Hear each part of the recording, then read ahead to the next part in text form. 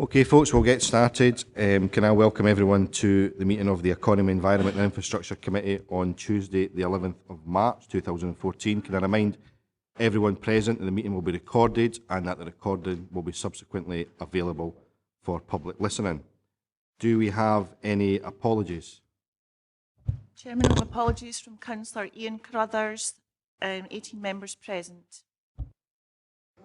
Okay, thanks very much. Item number 2, do we have any declarations of interest? I was going to say that'll be a first, but I'll declare an interest. And item number 8, on the basis that my house is on the map there for Marchfields, but the interest is such that I won't be leaving the meeting. Okay, no other declarations, no? Okay. Okay, item number 3, the minute of the Economy, Environment and Infrastructure Committee meeting of the 14th of January 2014. They are here to be approved. Finlay? Thanks, Chair. On page 5, it states that I left the meeting. I don't recall leaving the meeting at all, and certainly I put forward, or I seconded a motion and put forward a motion in the time I was apparently out of the room, so I think there's an error there somewhere. We'll get that amended. Okay, with that amendment, are members happy to accept the minute? Yep. Okay. Okay, can we turn to item number 4, the minute of the House and Subcommittee meeting of the 23rd of January 2014? Craig? Thank you, Chair. On a similar sort of basis, Chair, on page 13, at the adjournment issue, I'm not noted as coming back into the meeting, and I did, because I took part in the whole meeting that day, so I'm not noted as re-entering the meeting. And that would tie in as well, because after that it leaves it as 7 members present, and in page 14 at the bottom, it notes another 2 members left the room, leaving 6 present, so it would tie in there if that's amended. Okay. Chairman, it could be an issue that the items were taken out of order at the meeting itself, but we have to record the minute in the order on the agenda. But I'll check that, Councillor Peacock, and make sure it's correct for the record. Yes, but I re-entered the meeting. I was at the meeting all day. Okay, thanks very much for that, Craig. Okay, any other points on the minute? Okay, members happy to agree the minute? Yeah. Okay, can we turn to item number 5?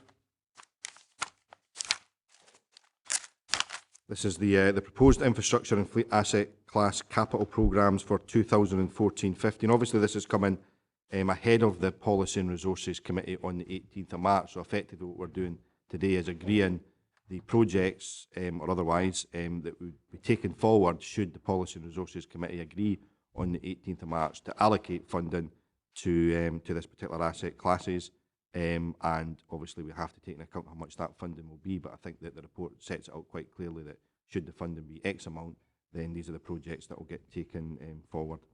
Can I ask the Director if there's anything he wants to add to the report? Nothing to add to the report, Chair.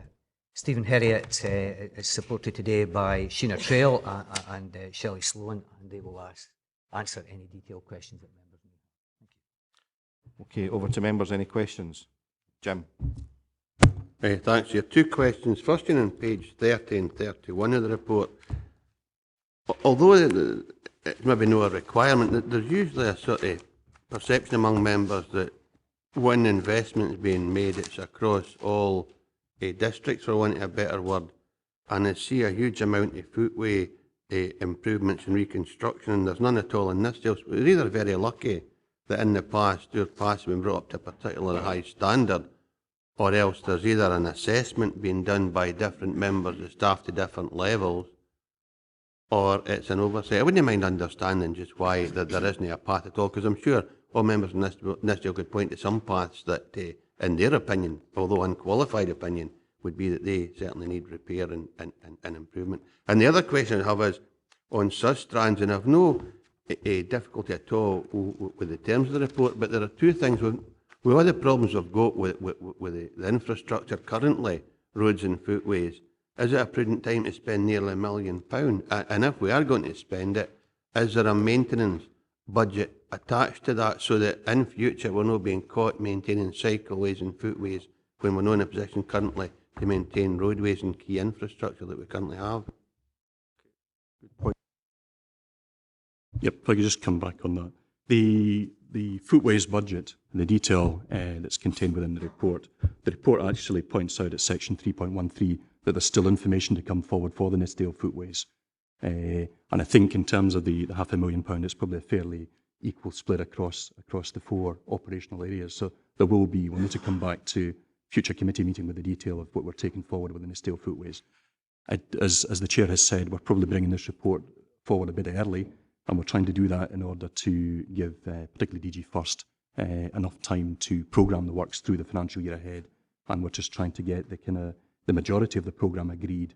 And as we come back through the year with the monitoring reports, we will pick up the detail that's not agreed. So it's a bit like the forestry schemes. We haven't quite identified where we'd be looking to do schemes with additional funding and bids into the Timber Transport Fund and the Nithsdale footways. We just haven't got that level of detail yet out of the area office there. But we would be bringing that forward, and there would be an allocation of the funding for Nithsdale for the footways.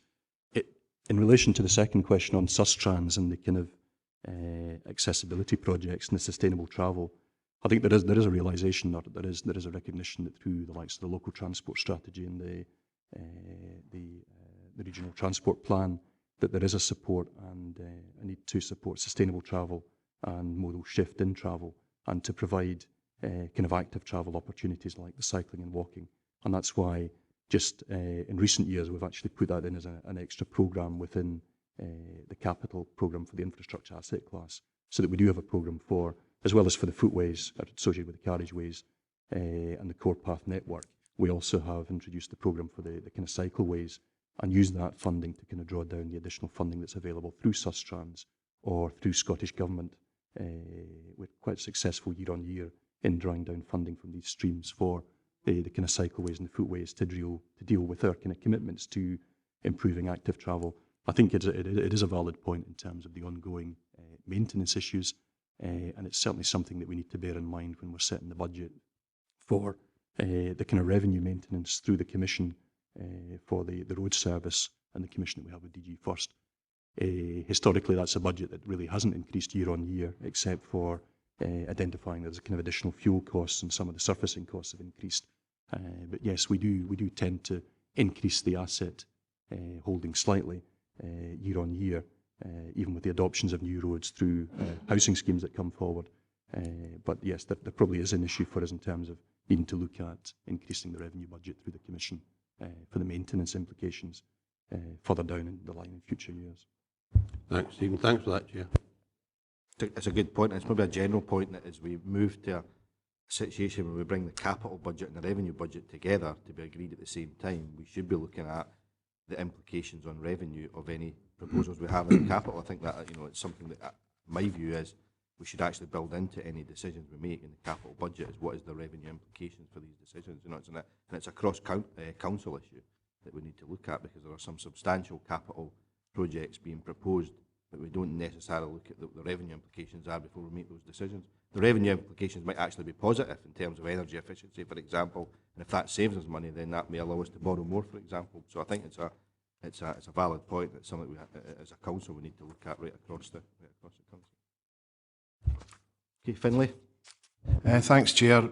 It's regard to the flooding as a result of the extreme heavy rainfall, and also the combination of the low pressure and the tidal surges. We've seen flooding in areas that have not been flooded before, which has resulted in communities across the region, particularly along the Solway coast, seeing damage that hasn't been seen before.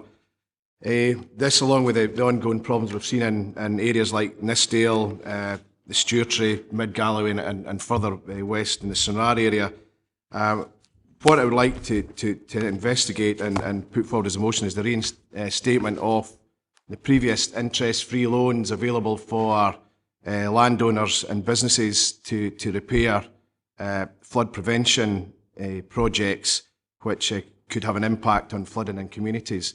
I've been made aware that previously there was a £400,000 pot available for businesses and landowners to allow them to do works to prevent flooding in the future. I wonder whether this is a possibility that this could be reinstated and possibly taking some money, if it was appropriate, out of some of the projects we've got going forward. Delay those, for example, the 500,000 that's going towards some of the footpath projects or some of the cycling projects, which could be seen as not a priority, and this would maybe mitigate some of the damage and potential ongoing flood risks that the damage is caused to flood walls and whatever. We've seen roads down the Isle Steps area where damage to agricultural flood schemes have actually resulted in communities and roads being affected. Just to be clear, what you're proposing to do is to take £500,000 from where? Sorry. What I'm proposing is we set up some sort of interest-free pot of money for landowners and businesses to tap into. Now, I'm not just clear whether it would be possible to take 500,000 or well, not actually 500,000. My first thought was we've got 500,000 going towards footpaths. My proposal would be that we half that and put £250,000 into this interest loan pot for flood prevention works. Just, do you want to answer that first, Stephen? And then Well, yeah, if I could just come in there, Chair, thanks. There was, in the past, and maybe 3-4 years ago, at the end of 2009-10, the kind of serious flooding there, one of the measures that the Council introduced to respond and to kind of bolster the kind of flood risk management response was the opportunity of interest-free loans, and it was primarily targeted at landowners where there had been damage to the agricultural embankments. I'm only aware that there was one, it was a scheme that was kind of set up and managed through the finance team, the finance services team, and I'm only aware that there was 2 landowners jointly drew down funding out of the £1 million that was set aside at that time and repaired the flood bunds north of Dumfries, north of the town. I think since then that repair was carried out, there's been subsequent inundation of that floodplain in upstream of the town, and some of the flooding that we've had at the start of this year has actually, some of the fluvial flooding at the start of this year, there has been a benefit to the town in terms of a lower level of flooding, certainly from that was predicted on the SEPA modelling, and that was achieved because there had been breaching of the bunds upstream. I think to that end, that kind of highlights the point that the reason the scheme was withdrawn, and it was agreed by Planning, House and Environment Services Committee as was, it was agreed to withdraw the scheme or to stop it. It was partly because it was a kind of low utilisation. It had only been taken up by 1 or 2 landowners for one repair, and the fact that it didn't sit well with our kind of responsibilities in relation to sustainable flood risk management under the 2009 Act, for us to be involved in actually repairing the agricultural embankments that protect the floodplain. So for those reasons, the committee decided or agreed that we would withdraw that funding. There has been some correspondence recently on some of the flood bunds downstream of Dumfries, and Alex Ferguson, MSP, had a meeting with a number of the officers and was looking for support in terms of approaching Scottish Government for funding to repair the flood embankments. In the past, it had been, under previous legislation, it had been something that had been funded from Scottish Government, and then the responsibility was handed over to landowners to maintain these flood bunds. And what we have agreed as a council is, as we have done in areas where we had coastal infrastructure damaged, we have agreed that we would give some engineering resource just to look at these areas of damage and provide a quick report on options so that landowners can then decide how they want to take that forward. So the meeting with Alex Ferguson and NFUS for damage to flood bunds downstream of the Dumfries area, out with the floodplain and therefore not kind of affecting or increasing flooding risk to properties if they're reinstated. But there's obviously that they're looking to seek further support from Scottish Government on maintenance of those flood bunds. I mean, I would be loath to simply take a random figure and say we should allocate that sum of money, because I think what Stephen says that the previous scheme didn't have a huge uptake. But I mean, I take on board entirely what you're saying in terms of the impact this is having right across the region. In terms of updating members on the correspondence I've had with John Swinney, I'm still obviously waiting for a response, effectively challenging the previous refusal to accept our Belwyn application. That was the £1.6 million for the adverse weather we had in March last year. Subsequent to that, we've also provided the Minister with a breakdown of the additional costs to the Council of the recent flooding. So that's within this report here. That's well over £1 million, and we've asked the Scottish Government to consider supporting us financially on the back of that additional cost, because obviously what we've had is 2 adverse weather conditions in the same financial year. So, you know, that's impacted us to the tune of £2.6 million alone in clean-up costs. And although we've put in the capital report that £1 million for the clean-up cost, the request has gone to the Scottish Government. I think there was a parliamentary question answered on the 5th of March in which the Minister said that that was still being considered.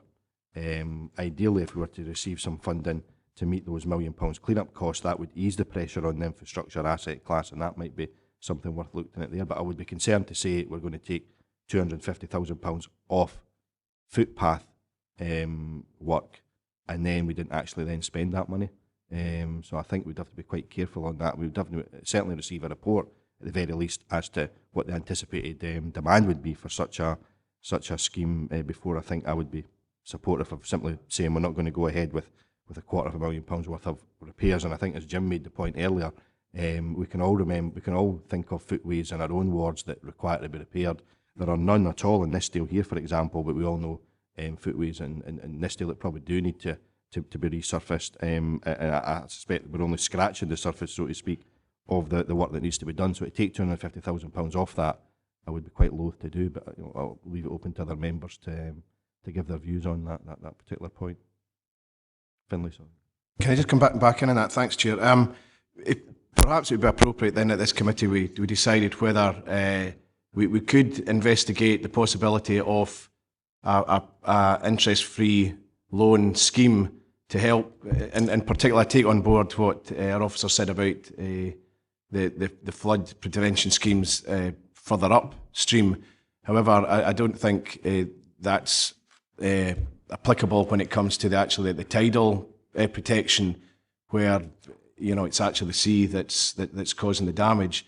Could this committee put a recommendation forward that we do investigate the potential of a interest-free loan pot and where that money could come from?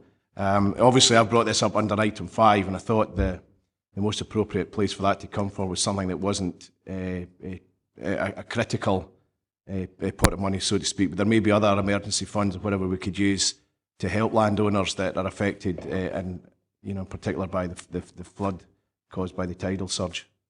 I think it's a valid point. I mean, I think the other point to make is that obviously, if you're carrying out work, then it's obviously capital work. But if you're providing loans, then it's revenue funding, and obviously this budget's the capital budget, which we have to borrow and we have to use the Scottish Government's capital grant. I think I'm not a finance expert, but I suspect finance would probably tell us we can't actually use this budget for interest-free loans because it isn't revenue, and that would be a revenue budget. But I see no problem in investigating it. I think there's a wider issue as well about there's been a number of schemes announced south of the border in terms of flood prevention as a result of the devastation that's happened there.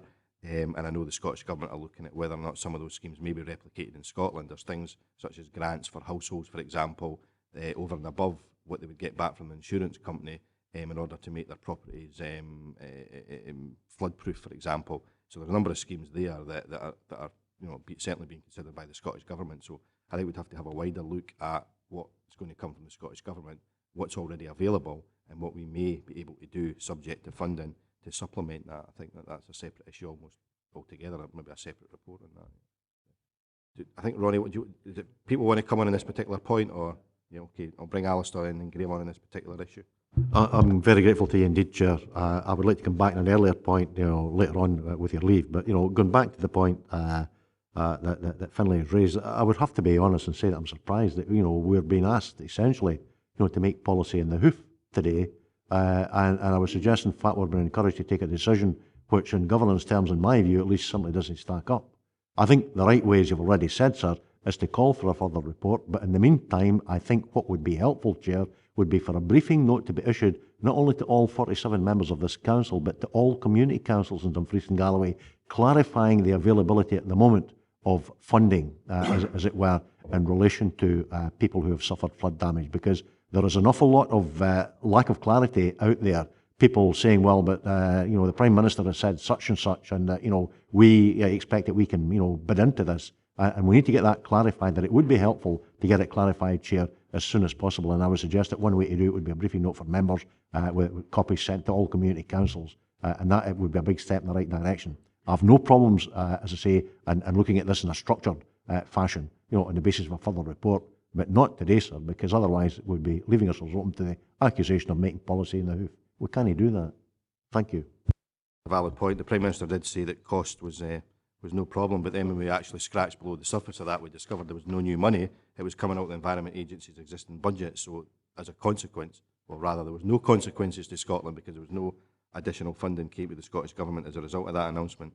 It came from existing budgets. People will ask why existing budgets weren't already being spent in flood prevention, but that's another issue altogether. Graham, do you want to come on this point? Just briefly, Chair. In my ward, I don't want to get parochial, but South Street, Port William, there are about 8 private properties, small cottages along the main street, who suffered severely from flood damage. Now, to the left of them, DGHP are doing up and defending their properties.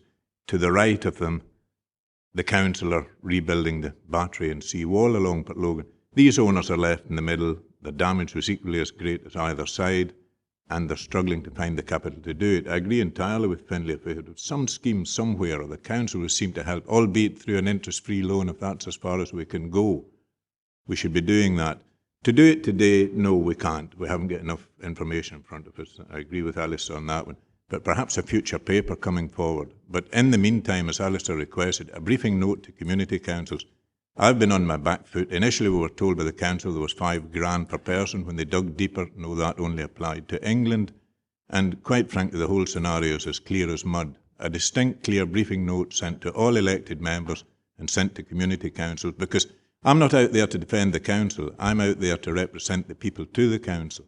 And I've been placed in some fairly embarrassing positions recently. So the sooner we get clarity in the whole issue, the better. And if we can give them some hope that, yes, as a council, we are looking at this issue, and a paper will come forward, we can then decide and see where we go from there. I take on board what you're saying, but I think what's important is also we can't raise expectations. I mean, we have to be absolutely clear when the responsibility lies with the council, when the responsibility lies with private landowners and private owners. I mean, we've all picked up the papers recently, and every single time there's a flood, the quote is always the council's done nothing about it. Well, actually, the council don't own every single beach, we don't own every single wall, we don't own every single garden, and we've got to be absolutely clear that the council can't step in to help in every single scenario at a time when we're facing £27 million worth of cuts over the next 3 years. So it was really hence the request for the briefing note, Chair. Yeah, I think setting out what we're responsible for, what people can currently access, hopefully it'll become clearer in the weeks ahead, because I'm assuming the Scottish Government will at some point in the near future make an announcement around what they're going to do with £42 million worth of money they've got. And I know there's bids going in from the National Farmers Union and all sorts towards that pot, so it might become slightly clearer what the Scottish Government are going to be doing in the weeks ahead as part of that process. But Finlay? Thanks. On the back of that, and also the vastly more experienced Mr. Geddes, I accept his argument fully. I would remove my motion, but in place, I would like to see a report brought forward which did, rather than just a briefing note, where it actually did state exactly what funds were available, and if these weren't amounting to enough, that we actually looked at how we could set up some sort of scheme to help support businesses and indeed private individuals who've been affected by the flooding. I think it's also important that Council look at how the work that private businesses do, which mitigate the flood damage that's caused to actually the public infrastructure in terms of roads and whatever. But I would certainly like to put forward a motion that we have a report brought back with the options and that could be taken forward by this committee if the funding's not there for these individuals through government schemes. any problem with that at all. Yeah, I think we've pretty much agreed that we'll get that. But I think the briefing note's important as well as that. I think so that people know exactly what the current position is. When I'm struck when I look through, there's a piece of work that was done about 10, 11 years ago, which effectively lists almost all the coastal areas in the region and who owns it and who doesn't own it. You know, and you know, 90% of it is owned by, you know, not the council, frankly. So we've got to be kind of careful we don't send a signal that we can repair every single damage that's been done. But I think getting that briefing note out and actually getting out a report as to, once it becomes clearer what the Scottish Government are making available, what schemes are currently available for people, and if there's anything the council can do to supplement that, I think would be something that I think members would be relatively happy with. Right in saying, Ronnie, do you want to?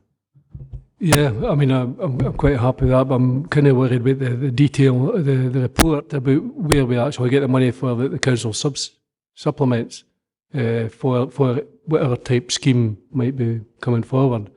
You know, there was you mentioned the paths, Finlay, and or whatever else might be, but it's whatever else and the paths and what paths do you not do to actually get that money. So I don't know how that report would look where you actually get this supplement from after you understand but money is coming from government.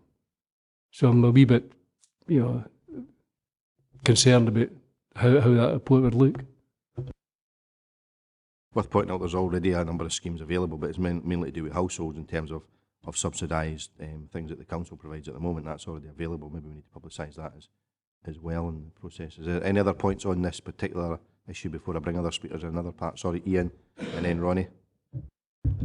Thanks, Chair. A couple of things.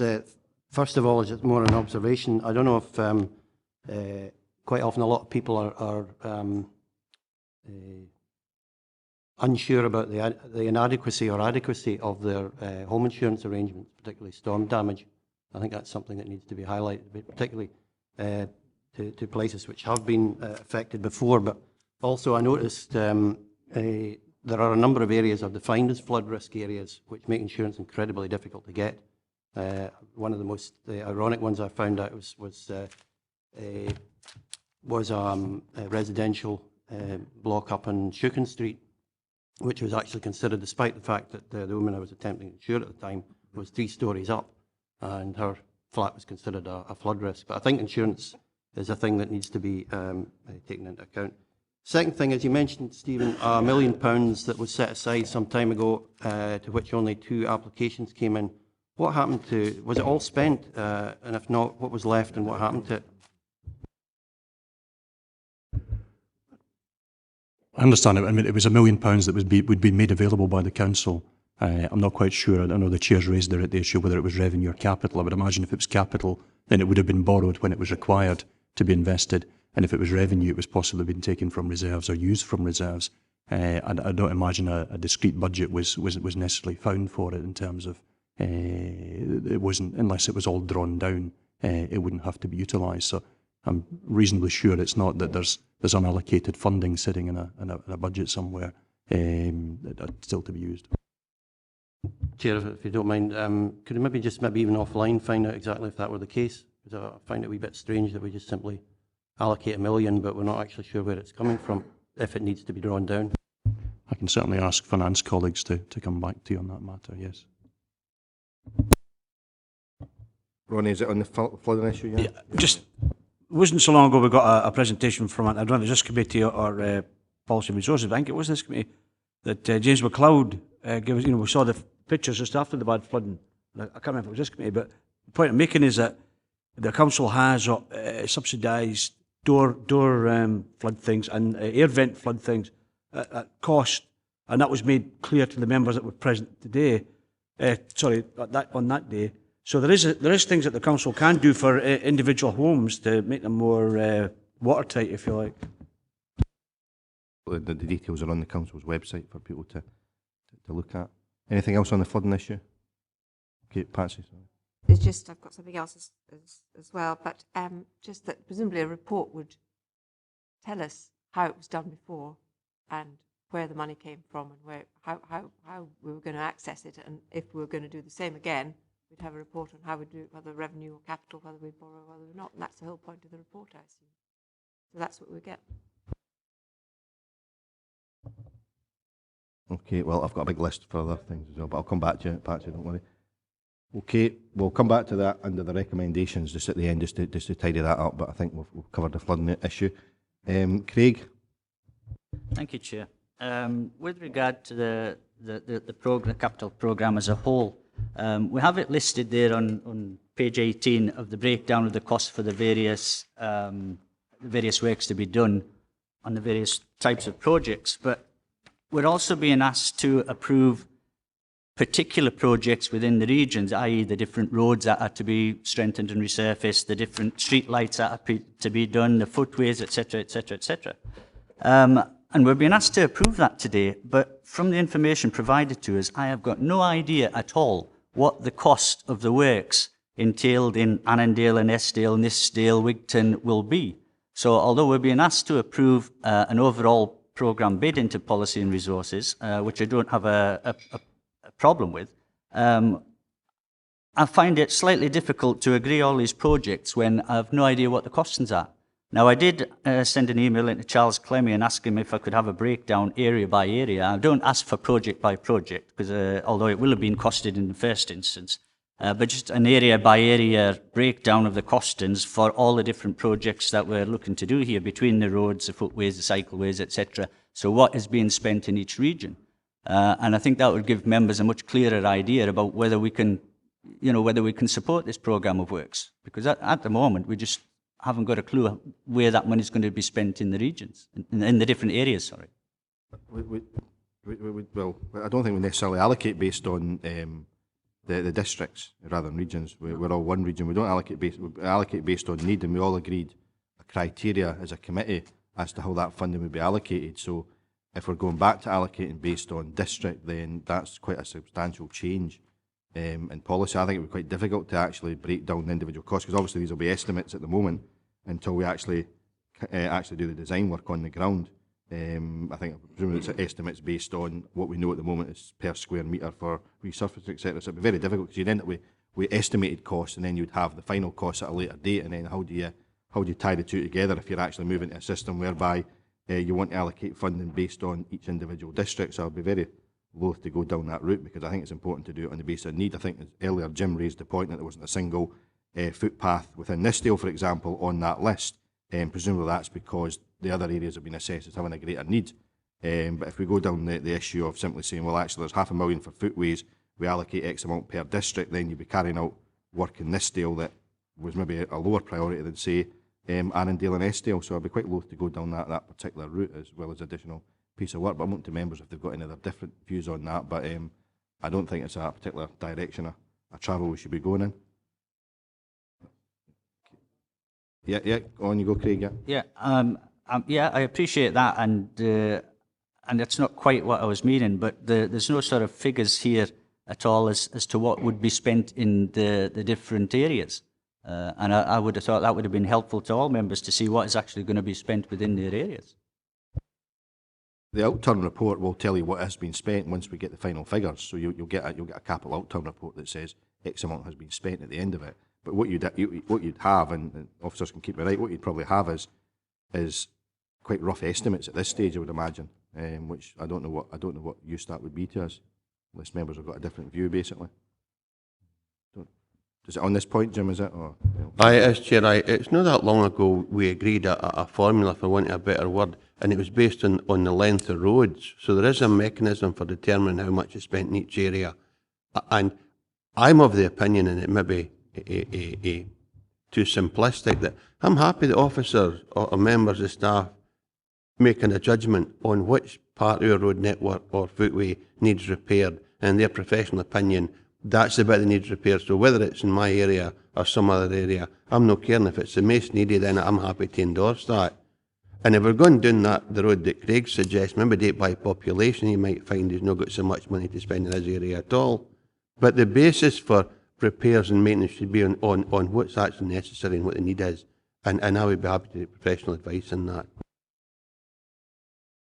Okay. Craig, do you want to come back on that? Yeah, Chair. No, again, that is not the point I was trying to make, is that it should be split up, area by area and X amount spent in each. That is not what I was getting at. What I was getting at, and the works that have been identified here to be done, I don't have a problem with. Again, I agree, officers are going around there looking at, they're taking all the information in. It was just the fact that I thought there would have been, or there could have been, the figures from all the works that have been put forward by officers, the figures there for the area could have been highlighted, so we would have an idea what is being spent within that area, because the programme of works is there for us, and I'm not arguing that, and I'm not saying that it should be, you know, whatever the 9 million bid is should be split between the areas. That's not my point. I just thought that there would be some figures for all the works that have already been identified by the officers, and that would let members just see what those figures are, just as a guide. I think the point is, though, that at this stage there'll be quite high-level estimates, just simply based on a paper exercise that says X amount of metres need to be resurfaced, so the rough cost is such and such. Until you're actually on the ground planning the design work or the actual project, you won't have the exact detailed cost. Hence the reason why we've got reserve schemes, and presumably, if we agree that the projects today and it gets to the stage whereby once you've done the individual design works, there isn't sufficient money to deal with these schemes that are listed there, then that'll have to come back to committee for us to consider that there isn't sufficient money. So I would have thought, I'm not saying it's guesswork, but it's pretty high level estimates at this stage before you get to the detailed design work, I would have thought. So I would, I think you could potentially put figures in there that aren't going to be accurate once it comes to the final outturn. That's the only problem with that. Is it on this particular point, Graham? Is it? Yeah. I take your point and see where you're coming from. Like Craig, I have a certain degree of sympathy. I would like to know what's being spent in Wakenshire. However, you say they've been assessed as being done. That works if there's consistency in the assessment. You may have a road officer in Wakenshire who sees a problem and wants it done. You may have one in Nithsdale, or there's no problem there. How consistent is the whole assessment process carried out? Yep, if I could come back to that, Chair, thanks. In terms of most of the programmes, the prioritisation process is based purely on need. And the likes of the street lighting programme, if I could just talk about that briefly, is very much with the team in DG First, led by Callum Edgar as the street lighting engineer, and how he has an overview in terms of condition, and he manages the budget that we give him through the capital programme as well as his revenue budget through the Commission. So he's not looking at particular areas or looking at allocations within areas. He's looking at what's required next for the whole of the region. To some extent, the bridges funding that we provide as well through the capital programme would be on the same basis. And based on the inspections and the condition data that comes out of that, the prioritisation would be what's the best intervention now, what should we be spending the money on. So you might, year on year, have a disproportionate amount of funding in one particular area over another. What we tend to do with the kind of larger funding on the road surfacing programmes is it's a combination of looking at the road condition data that we get back, and also the kind of historic approach on the road length to influence the allocation.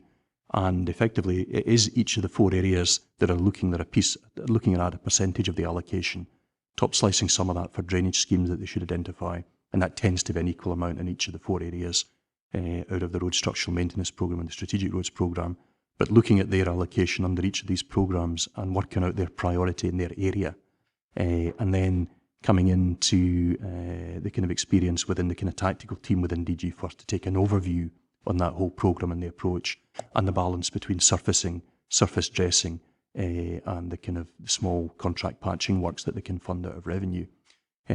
So there is probably more in the roads programme. There is more of a kind of local input and prioritisation within the budget, and certainly the roads. I think we're looking at about £5-6 million worth of funding. So nearly half of the funding that we're looking at in terms of the allocation here for this committee.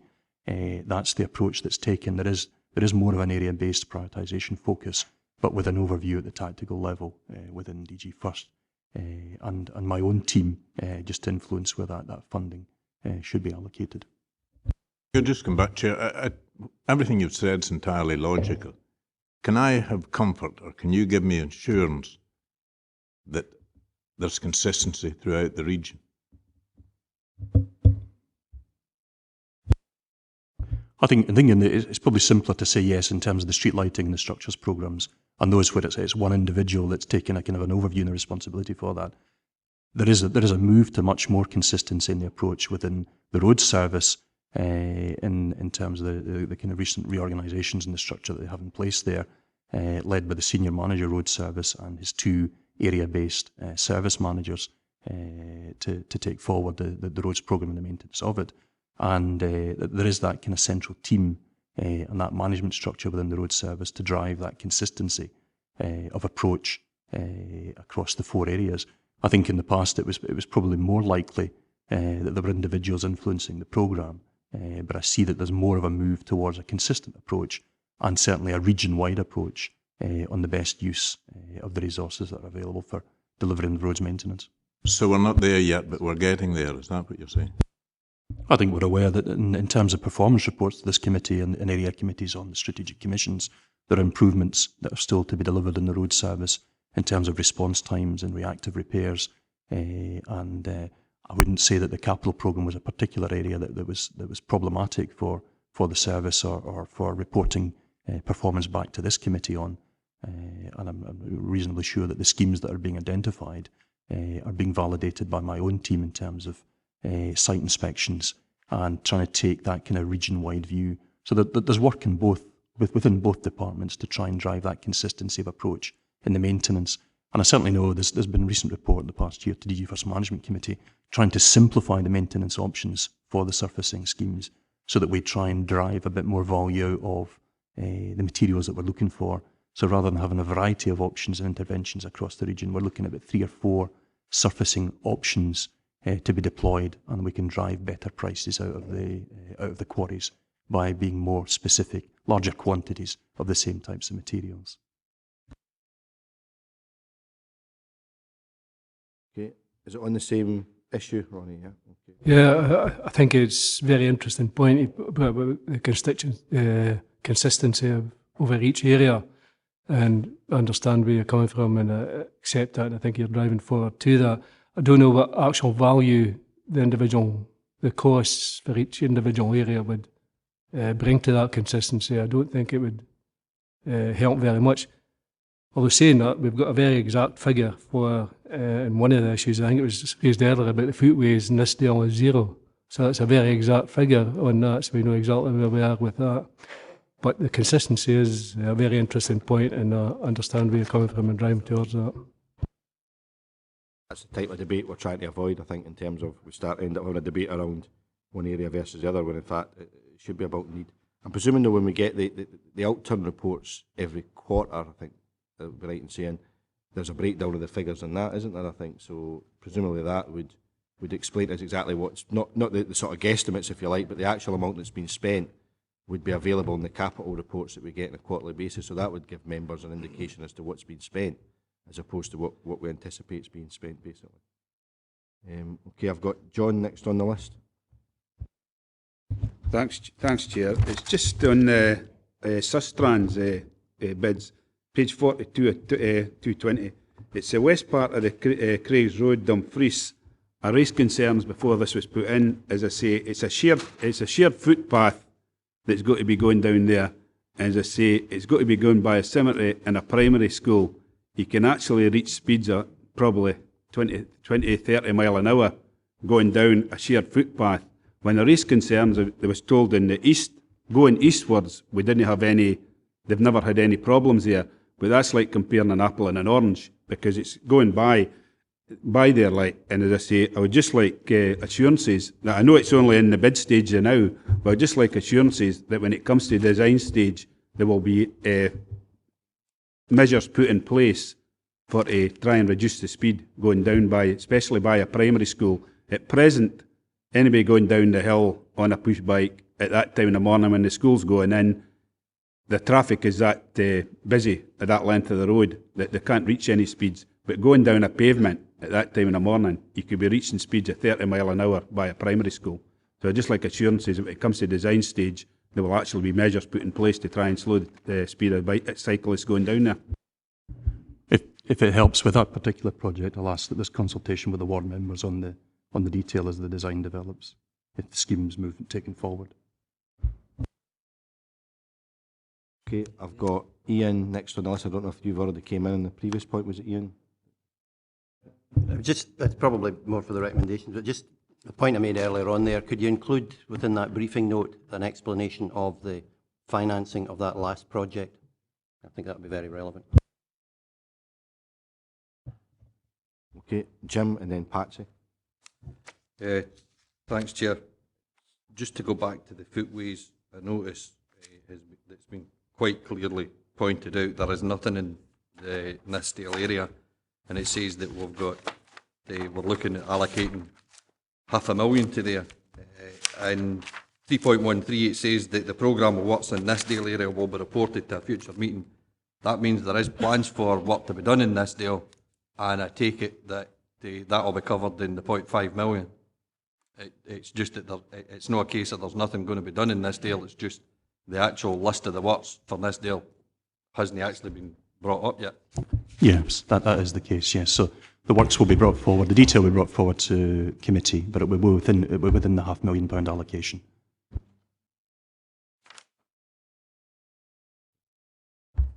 Okay, Patsy and then Alistair. Thank you. My question is on core paths.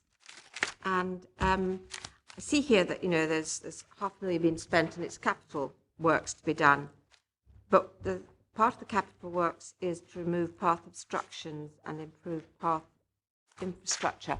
I have a problem, I'm sure I won't be alone, that a core path in Auchencairn, which has been washed away because of the tidal surge, it's the Hugh Payton path which goes from the village around to Redhain. It follows the coast.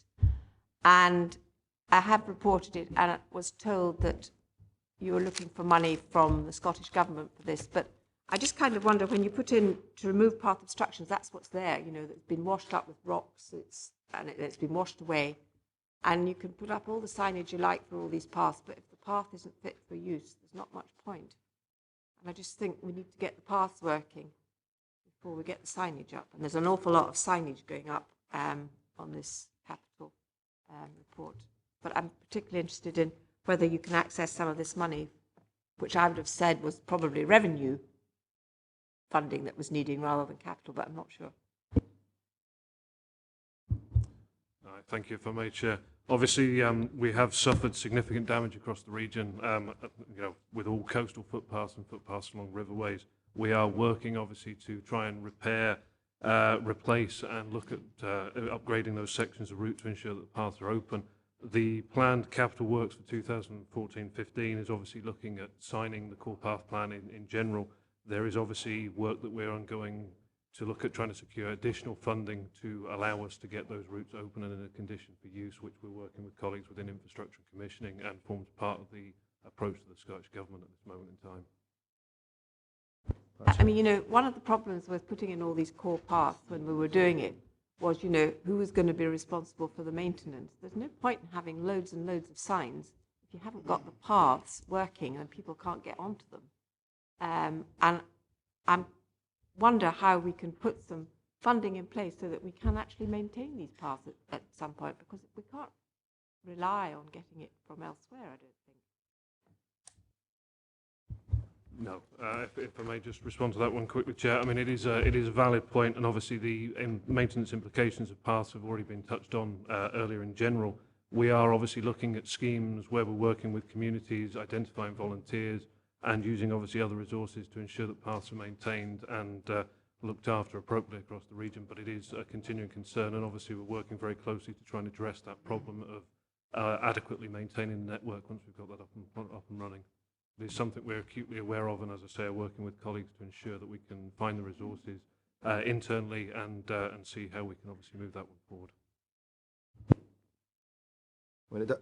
We will get the opportunity in July to debate and discuss the department's overall budget for the year ahead, and I would just stress that it's a really important piece of work to do, to scrutinise that, to make sure that, and actually if you do decide there's a different priority where that funding is going to come from, because we've now set the overall budget, so if we do make changes, we have to be clear where that money is going to come from. But I think there's a big piece of work.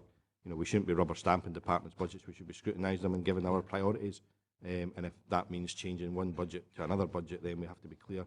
At the end of the day, it's us as councillors who set the budgets, and the officers have then got to implement our decisions. So we have to be absolutely clear when we set that budget in July what we see as our priorities, and there's obviously a big piece of work to be done there.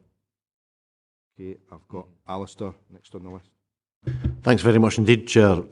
First point I would make, and it wasn't really the one I wanted to speak on, I'm not entirely sure if I agree with Councillor Dick in his suggestion we expand or we include certain information in the proposed briefing note. The last thing I want to see, sir, is something which is convoluted, not to say labyrinthine, and full of bureau speak, which is not going to be helpful, particularly to community councils or to people such as myself, albeit a partially experienced councillor. So on that basis, I want something which is simple, easily understood and easily assimilated. And if it's felt, in fact, that there are other areas where elected members would benefit from the additional information that Councillor Dick is alluding to, well, let's deal with that separately. As I say, and that would be the point I would make in that regard. What I really wanted to come to speak about, though, Chair, was the issue, the very valid issue that Jim Dempster raised a significant length of time ago, and you amplified. And I would like, too often there have been classic examples of disconnect, as it were, between those responsible for implementing capital projects and those that have been expected to pick up the tab, as it were, for upkeep and maintenance of these.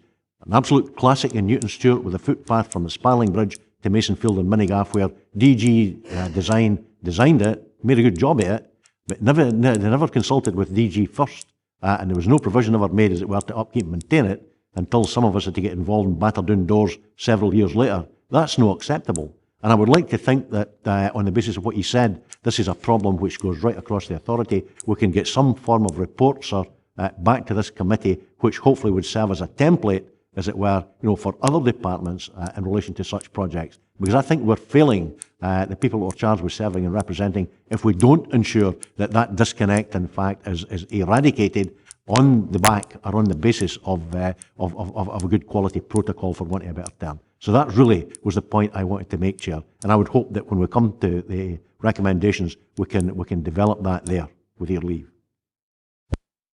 So I think Ian was referring to the report as opposed to the briefing note, I think, in terms of that information. Okay, Craig. Thank you, Chair. Just a quick one with the fleet asset class replacements there. The vehicles that are being replaced, are they just intended to be scrapped, or any vehicles in plant, or is there any sort of revenue funding coming back in from possible sales of that? Vehicle sales go back into the capital budget, yeah, for the departments, obviously, to spend again.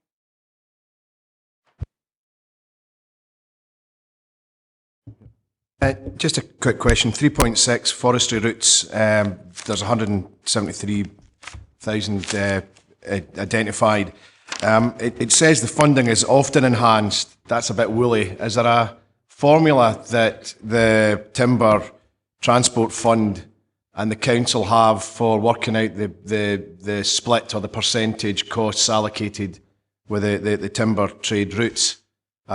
Is this figure based on what is projected to go ahead along with the contribution from the Transport Fund, or how's that figure obtained? Does it reflect the extra transport involved in taking out these dead larches, what we're seeing at the moment? It's a figure that's been in the budget for a number of years now at that level, and it hasn't changed, it hasn't increased or gone down. Effectively, it was an identification that there was a requirement for some critical parts of the network to invest principally in relation to the high volumes of timber transport.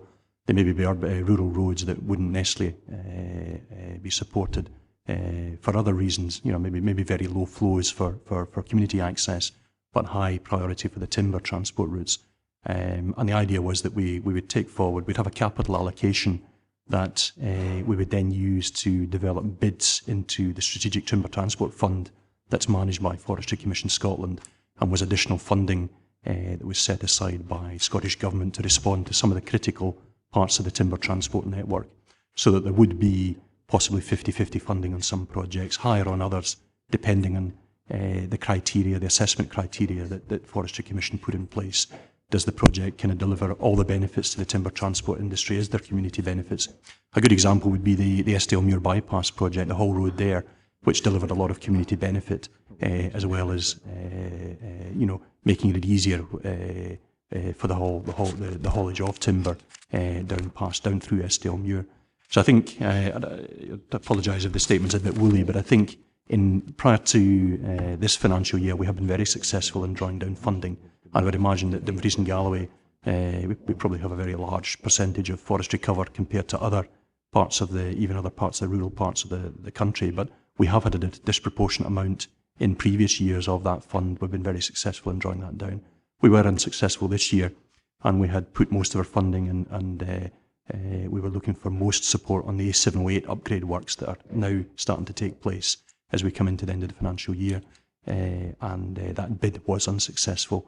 There is a bit of a balance in terms of the funding and the assessment of the funding. If it's seen to be works that probably Forestry Commission reckon should be carried out by the local roads authority anyway, they're less likely to fund that, and they're looking for the kind of other benefits. So it is a figure. It hasn't changed much over the years, but we do identify the projects that we want to bid into the available funding and draw down, probably an average of about 50% funding.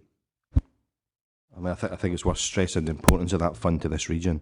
I know that the Director is actually meeting with the Environment Minister, Paul Wheelhouse, tomorrow to discuss whether or not that fund's going to continue, because at the moment it runs until March 2015. But will that fund continue? I mean, it's been running for about a decade now, I think. Will that fund continue beyond 2015? Because that's obviously a crucial fund, I think, for this region in terms of dealing with some of the forestry routes. Just on the final point there, you're saying the figure has been more or less the same over the last few years. Will there be any reflection on the increased number of transport vehicles at the moment because of the accelerated felling, because of the larch disease? Will that be reflected in your conversations with the Minister? Yep, that is actually on the agenda. There are colleagues from the timber industry that are accompanying me to the meeting, and that certainly is an issue that we will cover. We've covered that report in quite a bit of detail. Has anybody got any final points before we move to the recommendations? Okay, if we can turn to the recommendations. Okay, we're quite happy to note 2.1. Okay, and to note 2.2. Okay, are we quite happy to agree 2.3 and 2.4? Obviously, these will be subject, depending on the outcome of the Policy and Resources Committee, to further reports. But in the meantime, are we happy to agree 2.3 and 2.4? Okay. 2.5, happy to agree. Okay, 2.6, happy to agree, yep. And 2.7, happy to agree that as well. Okay, I'll ask Claire. He's handing me a piece of paper, but I'm going to ask Claire because you've probably got a better, more accurate note than I have. Just additional recommendations. We're looking for two things to come back, well, three actually. First one's report back to this committee on the possibility of introducing an interest-free loan scheme to landowners to improve flood prevention measures, and also to include in that the background to the similar scheme in 2010. Secondly, a briefing note, a simple, concise briefing note to all members and community councils on what's currently available to assist those who have been subject to flood damage, either through revenue funding or Scottish Government sources, noting that you're awaiting further feedback on the outcomes of discussions with ministers on the Bellwyn scheme.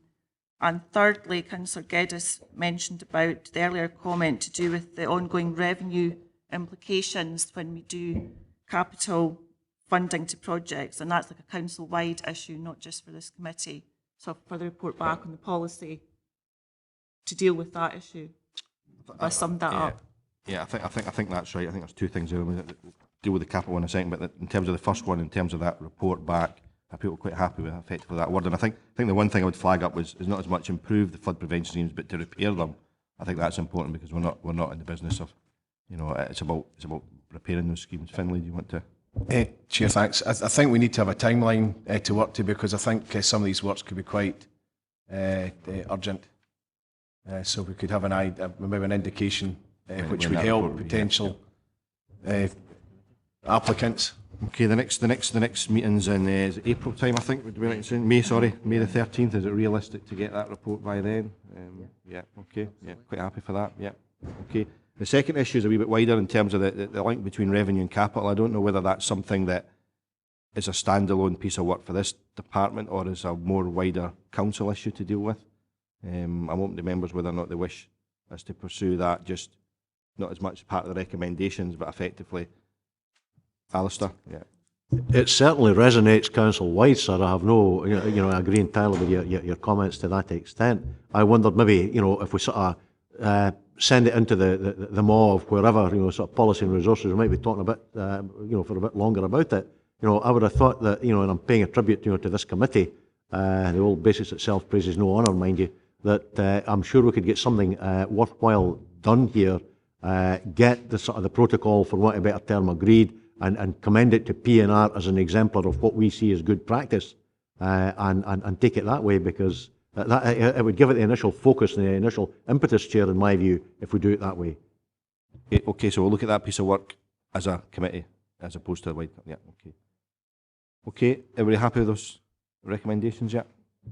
Okay, thanks very much. Can we turn to item number 6?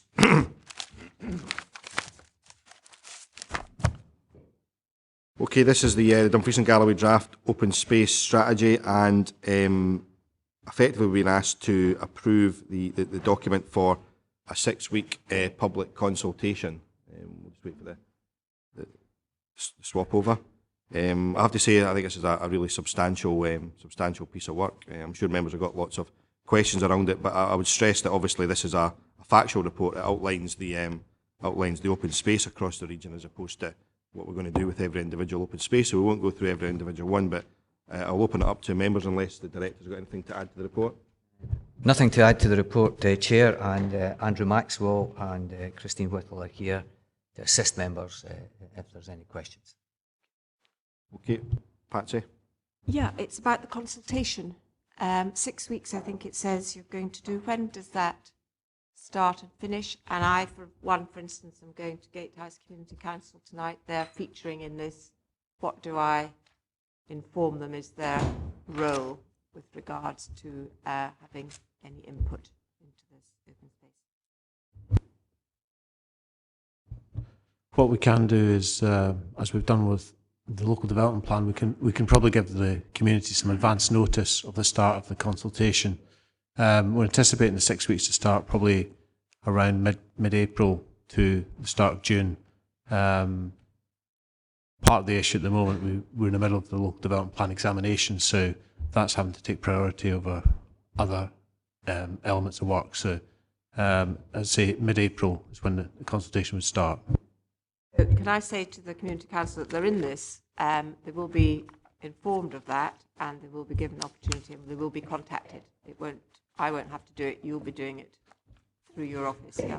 We will be notifying all community councils at the start of the consultation, but what we'll try and do is give them some advance notice following the committee, so this week. Alistair? Thanks, Chair. Again, sir, I would certainly echo your sentiments. I think this is a first-rate piece of work. My point would be in relation to the second recommendation.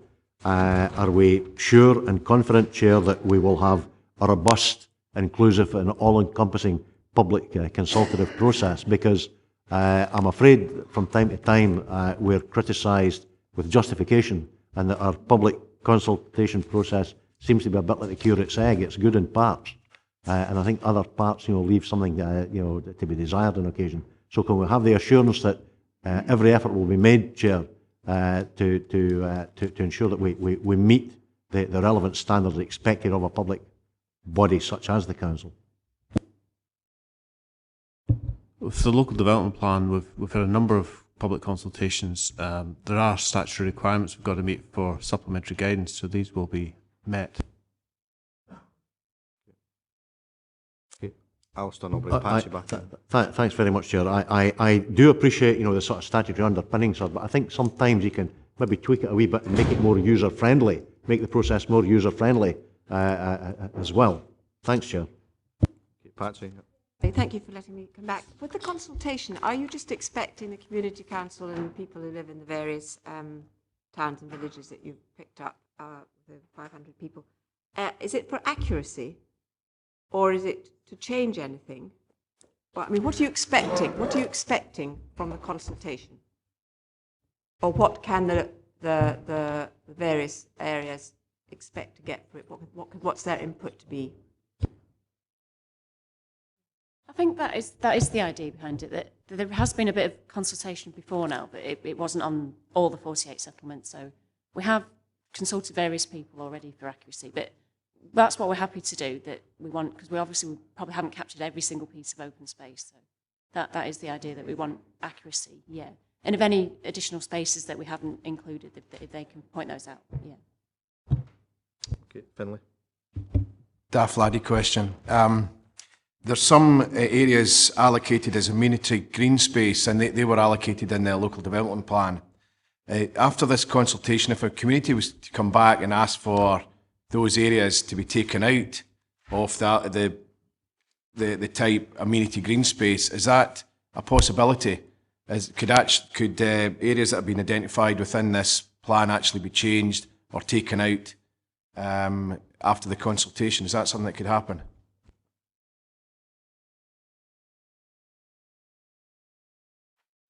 If it was just a change in typology, that would be different. We could change that, because sometimes things might have been put in as amenity green space and the community doesn't agree. But if it's actually in the local development plan, that's a different matter, because the audit that's included in this is really just a factual position. If it's open space, then it's been put in, unless you can prove it isn't open space. But it's a different matter if it's a site that's been shown in the local development plan as protected open space. It wouldn't be as easy to just take it out now. If I could just add, obviously, in terms of the local development plan, there's a review process where that can be picked up. So the idea over time, this is like a starting point which will be monitored and developed over time. So there will be review process. Okay, Jeff. Thanks, Chair. This is, it is a very detailed piece of work, and once again, you'd be congratulated on producing this. Just in terms of the allotments, I see an allotment strategy for the Dumfries and Galloway region is currently being developed. When can we expect to see that? And in the report, it also says that allotment provision was felt to be low. What opportunities do we have to expand that? Because obviously we're setting aside more and more land which we aren't going to maintain. One potentially very useful use of that area would be to convert it to allotments where there is demand for that. So is there a funding stream we can apply for? And the second point is the developer contribution to maintain these open space areas. I know that's going to be set out in supplementary guidance.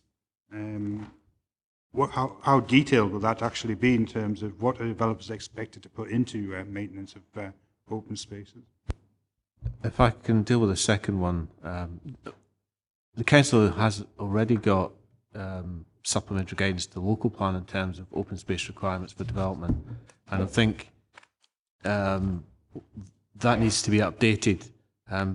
We obviously need the overall strategy in place before we then develop the detailed guidance, and what we're trying to do here is have the local development plan, the open space strategy, and then the detailed guidance for developers. So I think we're aiming for a future meeting of this committee that will bring the draft for that forward, which will then be subject to public consultation, but that will include, it's a slightly different approach than what we've done previously. I think one of the things the audit has highlighted is the existing supplementary guidance is very good at identifying kiddies' play areas, whereas we've got an ageing population, there are other requirements, and in some instances, if there's an adequate provision of open space within a settlement, one of the things that we need developers to do is actually create connections to existing, so actually making connections to existing spaces could be as important as providing new provision. So that's where you have the assessment at settlement level of the quantity and then the quality. So the other alternative could be developers would be asked to improve the quality of some existing open space. So it'll be a slightly more nuanced approach than currently exists. I think Stephen Herriot's going to respond to the allotments query. Yes, if I just come back on that, the question in relation to allotments. The piece of work that's kind of ongoing just now in terms of the public open space strategy, my input from my team, or one of my teams on that, is then moving on to the kind of work that DG First are doing in terms of the grounds maintenance, the savings, the budget savings of 200,000 per annum on that. Both of those kind of work packages will then influence what we do in terms of the asset information we have on the open space. And it might be that through some of that work in terms of helping DG First realise those savings, that we identify further areas of land that could be taken forward and developed as areas of allotments.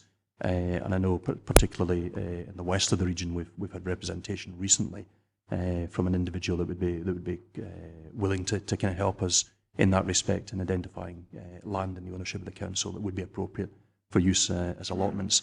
We see that probably as a piece of work that we'll need to factor into resourcing in the next kind of refresh of the business plan, so that we'll need to look at that in the kind of the year ahead and just where that fits within the programme work for the team. But it is something that is funded through the land asset class report, the land asset class capital programme that's reported to Policy and Resources Committee. There is an element of that. It's quite a modest element, but there is an element of that can be allocated to the development of allotments, whether there's significant maintenance required there or whether in future years we identify that there's investment in order to move some land that's hopefully in council ownership and therefore of no cost to us to transfer to function into use as allotments. But it is an area that we realise there's a bit of work to do in terms of moving forward with a discrete approach or strategy for allotments. Okay, Jeff. Just members, when they look at the actual colour document, obviously this is going up to public consultation, it might just be my eyes, but some of the colours are quite very, very, I thought that most of Dumfries was an allotment when I looked at the document, when in fact most of it is actually outdoor sports facilities, fortunately.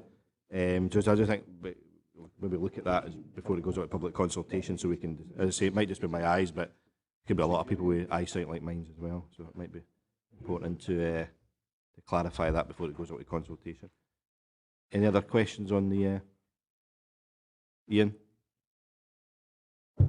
Just wondered whether ownership is relevant to this in any way at all, whether it's in any way dealt with.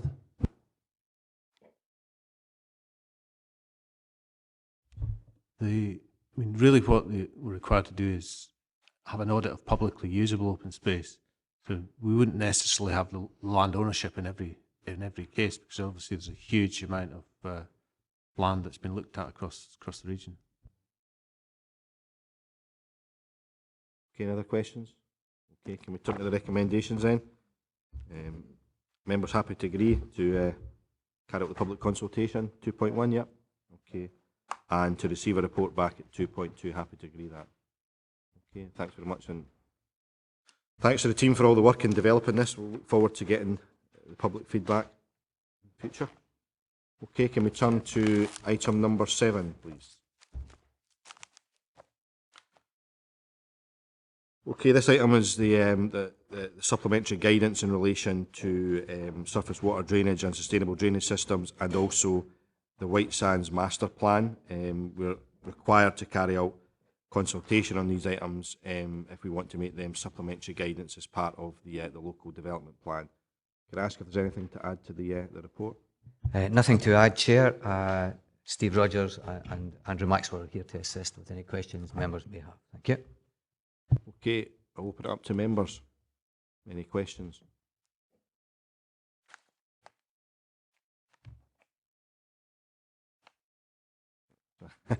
Almost. Ronnie? It's just in relation to the SUD scheme.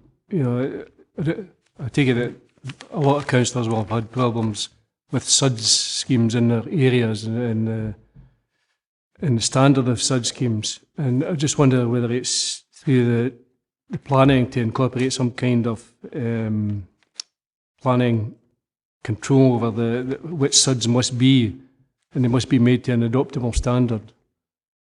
Because I've got one in my area, for example, that isn't to an adoptable standard for Scottish Water, and they won't take it over until it is in adoptable standard. There are other areas with SUD schemes that don't work properly or whatever, but I was wondering if there's anything within the planning that we can do, conditions, to make the developers have the SUD schemes incorporated to an adoptable standard.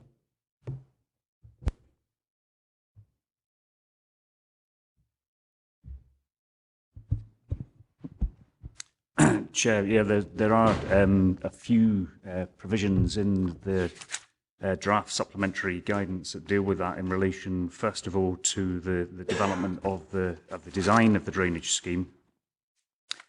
And the draft supplementary guidance sets out requirements on the development and submission of final drainage designs. If you look at page 167, you'll see in relation to final drainage design, there's a requirement that will have to be submitted and approved by the council in consultation with SEPA before the commencement of any development, and that this would usually be made a condition of any full planning approvals. There's also requirements around around increasing the quality assurance to do with the development of drainage impact assessments on which the design of such schemes is based.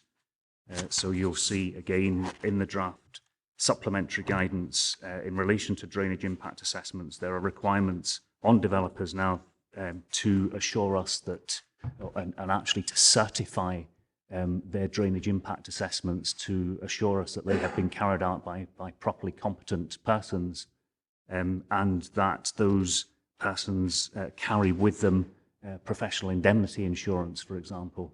So these are areas where the whole process around the development, design and installation of SUDs is being tightened up. The other aspect to SUDs, I think Councillor Nicholson is also referring to, is basically what happens post-installation and the ongoing maintenance requirements. And certainly, again, it's a requirement, or it would be a requirement as part of the planning process that the developer should submit to us their proposals for the ongoing maintenance of the scheme for us to consider and agree as part of the planning process. However, in recognition of some of the complex legal and land ownership issues involved in the development of SUD schemes, we're proposing that a further detailed report setting out long-term maintenance options should be brought back to this committee alongside the detailed final version of the supplementary guidance. Ronnie? Yeah, thanks very much for that. But would that include, the proposals for long-term maintenance? Would that include them being made to an adoptable standard? For example, Scottish Water, they wanted to, to adopt that SUD scheme. There's SUD schemes there now that they won't adopt because they're not up to their standards. Is there any way within the planning that we can do that? Yes, certainly as part of the planning process, there can be an insistence that the schemes are designed to suitable adoptable standards. Clearly, there is also an issue around what the preferred adoption route should be, and the purpose of that further report will be to set out different options, including tightening up the current approach whereby Scottish Water are encouraged to adopt these schemes. However, it has to be noted that that's not currently particularly successful. Scottish Water, for various reasons, have not yet adopted a single SUDS scheme in the whole of Dumfries and Galloway, and I think we need to get to the bottom of that in terms of understanding what the barriers and obstacles are to adoption, and if those are insurmountable, then we might have to consider other options, including the possibility at some point of the local authority taking that role on board, perhaps as part of the adoption of open space arrangements. Ronnie, yeah. I think I understand where you're coming from, but for example, even if the local authority wanted to take on a SUD scheme, the SUD scheme through the planning, the one particular one at the Burn Hill area, the local authority couldn't take it on because of the slope of the ground, and it was too deep, or they couldn't maintain it or whatever like. So that adoptable standard had to be, and that's the same kind of reasons that the Scottish Water wouldn't take it over, because it isn't to their standard. So it's trying to get that, bottom that out, so there is an acceptable standard for Scottish Water, for example, to take it over. And they run out of excuses to do so. I think what you're saying is there's a lot of excuses why they haven't done that in the past. It's time to get to the bottom of that. Yes, absolutely. And obviously, the new supplementary guidance will apply to all new developments. So it will be important for us to learn lessons from what's happened up to date and make sure that that's not repeated in new sites that are brought forward as part of the new LDP. Finlay. Thanks, Chair. I think actually Ronnie's questions have answered most of my issues. I think one of the issues we have is not necessarily that the SUDs are not up to a standard. There's a misunderstanding, and certainly in the private housing, who's actually responsible. And most of the issues we've had is that there's been huge debate over who actually is responsible for the long-term maintenance and ownership of the SUDs. I don't know whether planning can address that, but there's certainly when deeds of properties are handed over for mixed private and social housing, there seems to be real issues over the long-term maintenance of these schemes, which may be addressed by Scottish Water being able to adopt them because they're up to the standard. That may be the way forward. Okay, Craig, and then Alistair and Jeff. Thank you, Chair. Yeah, I was just wondering what is the amount of properties to be built before a full SUD scheme has to be implemented?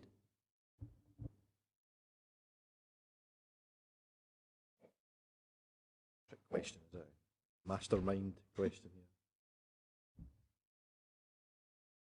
No, I would just to Chair with the the level 1 drainage statement, and that tells you 1 to 5 inclusive of SUDs, but I can't see where it actually states a figure for when a full SUD scheme has to be implemented. I mean, you can come back to me on that. It's fine.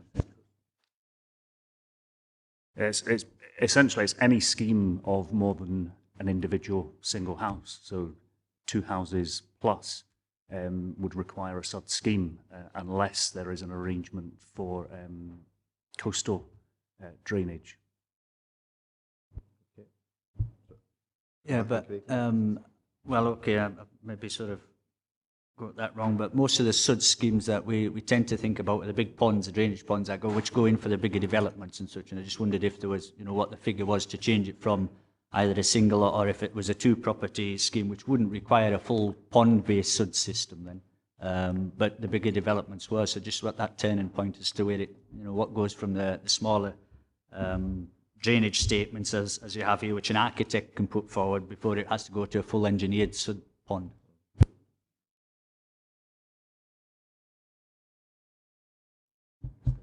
That would be determined by the specifics of the site.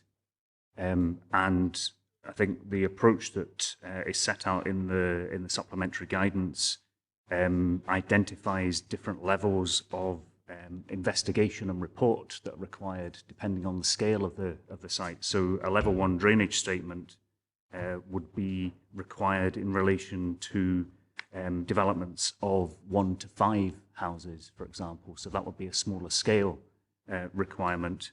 And the supplementary guidance then goes on to set out requirements in terms of level 2 drainage impact assessment and level 3 drainage impact assessments, which would apply to larger scale developments.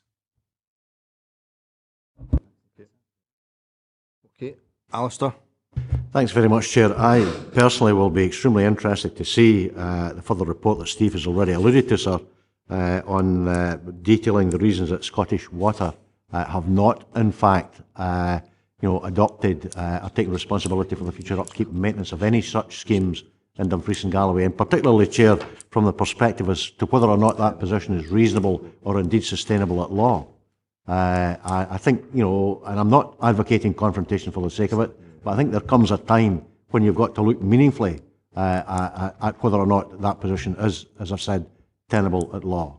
I do appreciate, Chair, that what we're proposing today will apply to future developments, but I would also point out, so that in my opinion, at least the situation in relation to existing such schemes is not necessarily irredeemable, because if in fact we can get the information that Steve has already indicated he will provide to us surely we can make a case in appropriate circumstances to say to Scottish Water, well, you know, these schemes, you know, we will get involved as a council with the householders, with the developers, and ensure in fact that these schemes are brought up to an adoptable standard, and we would therefore expect you as Scottish Water, you know, to adopt these and to take forward the responsibility for the future upkeep and maintenance, because the current situation is wholly unsatisfactory. I mean, I've heard you say that, you know, earlier on this morning, and I agree with you. And it's all very well, you know, to turn around and say that, well, okay, when I as a private proprietor buy a house in such a development, I've got a certain obligation, and my lawyer or my lawyers should be spelling that out clearly and unequivocally to me. That's fact, that's correct. But at the end of the day, we're looking for positive and constructive ways of resolving this difficulty. And I would like to think that, you know, what we will get from Steve in relation to Scottish Water's locus and role might just assist us in doing so, Chair. Here's hoping. Jeff? It's very much the same point as Alistair's. You know, it's this historic liability which we're inheriting for the SIDS, which Scottish Water are refusing to adopt. I mean, how many are we talking about? Is it sort of dozens, or is it hundreds, or is it thousands? You know, in terms of the liability. Chair, if I just give a general picture. I think the SUDS schemes and many of the developments that were done mid-2000s, because they haven't been maintained appropriately up to this date, we're now seeing the problems manifest themselves because they're becoming choked or whatever. And in most of these schemes, it's been written into deeds of various properties that each house owner is responsible for the scheme itself. Then the developer has organised some sort of factoring system that's supposed to actually maintain that. Now, where Scottish Water come along and are interested in taking on the scheme, not only is it the standard of the scheme that they're concerned about, but because in each case the deeds of each property partly own the SUDS scheme, Scottish Water need then to deconstruct the whole legal process, because they kind of take over something that they don't own. So there is a legal process to go through where all the deeds need to be changed to give Scottish Water complete control of the system. And that's been one of the reasons that Scottish Water have given me as to the complexity of it to try and address the situation. Now, I know of something about up to 10 schemes that have come over my desk from various members with concerns. So I think it might be a growing problem if they haven't been maintained regularly over, say, the past 10, 12 years. Alistair, do you want to come back on that point? Very much on that specific point, Chair. I'm grateful to you for your indulgence. I'm sure, sir, that if in fact private proprietors in such schemes had it explained to them that, look, if you convey your ownership of this for no consideration to Scottish Water on the basis that you will thereupon be freed and relieved of your future liability for upkeeping and maintaining it, they would be taking your hand off. So, as I say, I think that probably would not be an issue once we get to that stage of negotiation, for want of a better term. Ronnie, did you want to come in? No, fine. Any other points on this? Brian? Thanks, Chair. Other than the property owners, where does the authority lie insofar as ensuring that a factoring process is actually established by any developer, so that there is some measure of maintenance insofar as any such scheme is concerned? I don't see why or if the council should pick up any liability there. It is, after all, an agreement between the property purchaser and developer that the ongoing maintenance, at least for the first 10 or 12 years, come under that factoring process. But there is no assurance that that factoring process, at least in some examples that I am aware of, that the factoring process has actually been initiated, let alone established. I think, again, if I can help, maybe some assistance from Steve, and what we're saying in this guidance, the developers will have to clearly justify and indicate to us how that maintenance is going to take place in the future. And I think that's maybe what's been missing before. That certainly in consents, they would have been expected to set up a maintenance system. But hopefully now, with this new guidance, we'll get more of a guarantee that will be set up. Right. Yeah, but there is no liability or responsibility lying with planning, as I understand it, to ensure that that factoring process is set up at the completion of the development. That fairly and squarely lies with the property owners in the agreement that they have jointly with the developer. Is that correct?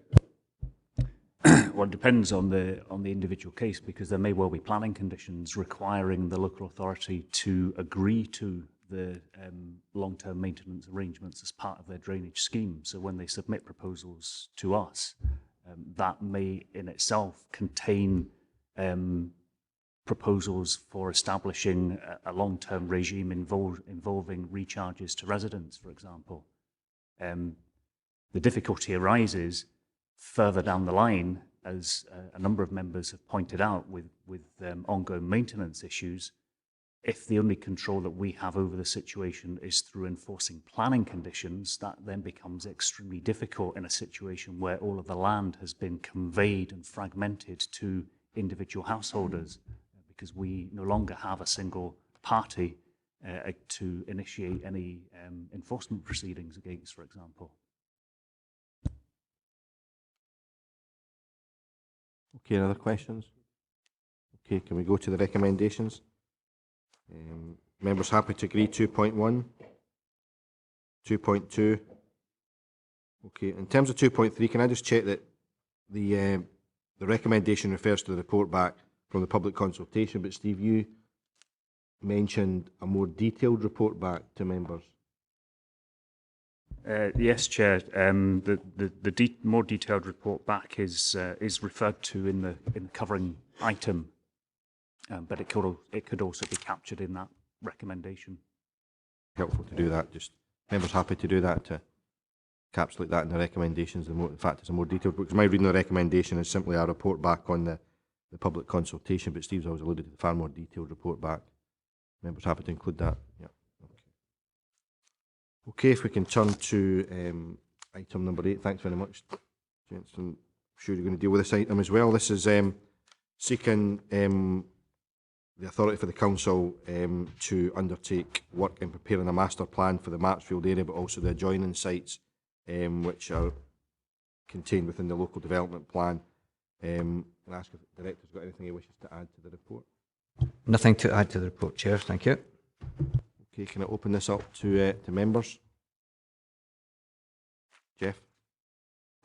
Yeah, I'm fully supportive of this, because I think part of the problem with the Marchfields site is I don't think it's developed at the rate was expected because of the problems with the recession in the housing market. And the impression I get from speaking to residents and constituents there is that it is very fragmented now, and there's a lot of concerns because in parts it is wet that flooding problems are going to be shifted from one part of the development to another. So I do think we need to have an overarching master plan controlling this, and therefore I'd be fully supportive of that. Okay. Patsy? Can I just ask something about the traffic management of it? Because at the moment, the only way out of this site is past Bannatynes and onto that road, which I see in the morning sometimes when I come in that way. You know, there's quite a lot of backing up traffic. It's coming in from Heath Hall. It's now coming in from Marchfield area as well. And it's quite difficult if you're coming out of the Marchfield area to turn right if you want to. And I just wondered if there's any proposal to make a better exit from that site.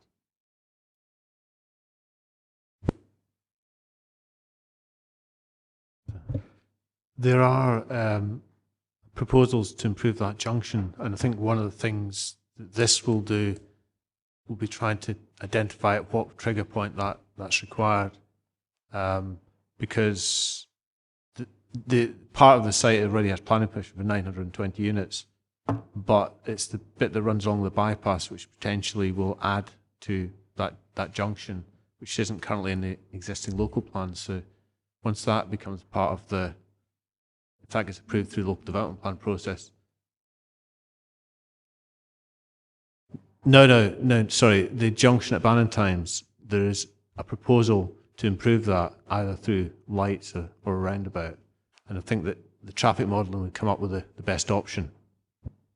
I think something needs to be done there because, you know, it's so close to the roundabout that, you know, it's quite difficult if there's a lot of traffic coming and going. At certain times of the day, it's not at other times of the day, but in the morning, for instance, when I've come along there, it's not easy. So that would be good. Finlay? Would there ever come a point where, you know, I see major traffic and tailbacks, whatever, caused by the Moffat Road junction roundabout there. Would there ever be a point where the traffic shaping modelling identified traffic delays on the A75 which would put this development into doubt? Because there's often during the day the traffic is queued in A75 from the Moffat Road roundabout all the way back to the Kilmarnock Road roundabout, especially in the peak times. If the traffic modelling's done and as a result of the extra housing, whatever, those problems were increased, would there ever be a point where Transport Scotland, whatever, would look at reducing the number of houses in that area or insist that there was major development works done in A75 to reduce that? Chair, that work, essentially, that modelling work was essentially done as part of the development of the local development plan. So the overall spread of sites within Dumfries was assessed as part of a traffic model that was applied to the LDP, and Transport Scotland were consulted not only about the traffic model, but also in relation to the proposed allocation of new development sites. So that process would have picked up the issues that you're raising about are there any fundamental requirements or constraints in relation to the A75. The purpose of the more detailed traffic modelling that's now required in connection with the release of these sites, the proposed release of these sites, is to make sure that is to really assess the operation of the sites and any junction improvements or positioning of access points, that is all done correctly and based on a coordinated approach to modelling traffic impact for all of these sites. Because it's not just I think the point to make here is if you look at the map that's on, just after page 180, so what would be page 181, you can see that it's not just the traffic impact or traffic modelling of the Marchfield site, which is the DFS H2. It's also the commercial site that's being released on the corner of Lockerbie Road and the A75, plus the longer term sites across on the other side of the Lockerbie Road. So all of that has got to be assessed together to make sure that nothing happens within the early phase, i.e. the next bit of Marchfield, that might compromise in some way the future development of those longer term areas. And that's really the reason why in this particular case we're recommending that the council should take the lead on this, given the spread of developer interest and land ownerships. Really we have to show a strategic lead in order to get these things correct.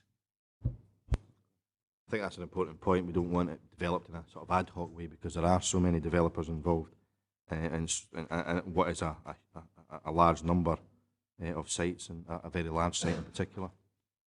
Do we have any other questions in item 8? No. Okay, can we turn to the recommendations then? Members happy to agree to 2.1 and to 2.2? Yep, okay. Sorry, Ronnie, yeah. Just to clarify, Steve said that this recommendation flows from the item 7, is that right? Is that what you said? Because you asked for a more updated one, and this is it, is it? Have they got it together? I think you must have missed something. I was talking about the item 7. It was a change to one of the recommendations in the previous report to do with the SUDs. Okay, folks, can we turn to item number 9? which is the Newton Stewart flood risk assessment, an update on where we are with a number of quite important recommendations there for members in relation to the development of a flood prevention scheme, but also some initial work that we would like to carry out as soon as possible. Can I ask Director if there's anything to add to the report before us? Chair, I have nothing to add at this stage. Stephen Herriot and James McLeod are available to assist members if they have any appropriate questions. Okay, can I open this up to members? You want to say something on this, Alistair? Yes. That I would have to be honest and say, sir, that you previously indicated that you felt there was a certain lack of process in the way that this had appeared before committee, and as one of the beneficiaries of that lack of process, for want of a better term, and more importantly the community of Newton Stewart, McCree Valley catchment area, I would have to accept and to agree with that. Supported by my two Mid-Galloway colleagues, I may say that I pushed for the establishment of a flood action group immediately after the November 2012 flooding, the serious flooding. Got it. I would pay tribute to Mr Speedy and his staff for the constructive and positive way that they worked, not only with us, but also with the wider community in the flood action group to address the situation. We are here today, Chair. That still doesn't conceal the fact that perhaps the process was as it should be, and I would hope that we can go back to the discussion that we had in item number 5 and perhaps ask with your, well, first of all, I would like to think that we'll get a unanimous agreement today, sir, to adopt the recommendations. But having said that, I would like to think that we look at the possibility again of a report setting out, how we can address this lack of process, because the same situation applies to all service committees of this council. And I take the point that you've made entirely. It would be helpful to ensure, in fact, that we had a process put in place, or a protocol, for want of a better term, which would apply council-wide. And again, echoing my earlier comments, Chair, I would suggest, in fact, that this committee should be looking at doing that and hopefully producing an exemplar template which could thereupon be passed to other service committees via policy and resources to ensure, in fact, that we result in what we finish up with results in the better governance of this council. So, as I say, I would like to see, obviously, the recommendations adopted, but with your leave, I would also like to propose an additional recommendation along the lines that I've just outlined. Okay, thanks for that. I think that's an important point that obviously those that are members of the Policy and Resources Committee will have to make some major decisions next week on the capital investment strategy. And I think the one thing that's become increasingly clear is that the level of bids that have come forward massively outweigh the level of funding available, or the level of funding it would be realistic for the council to actually borrow. And we need to get to a position whereby bids go forward in a way that I suppose, first of all, are endorsed by the relevant committee.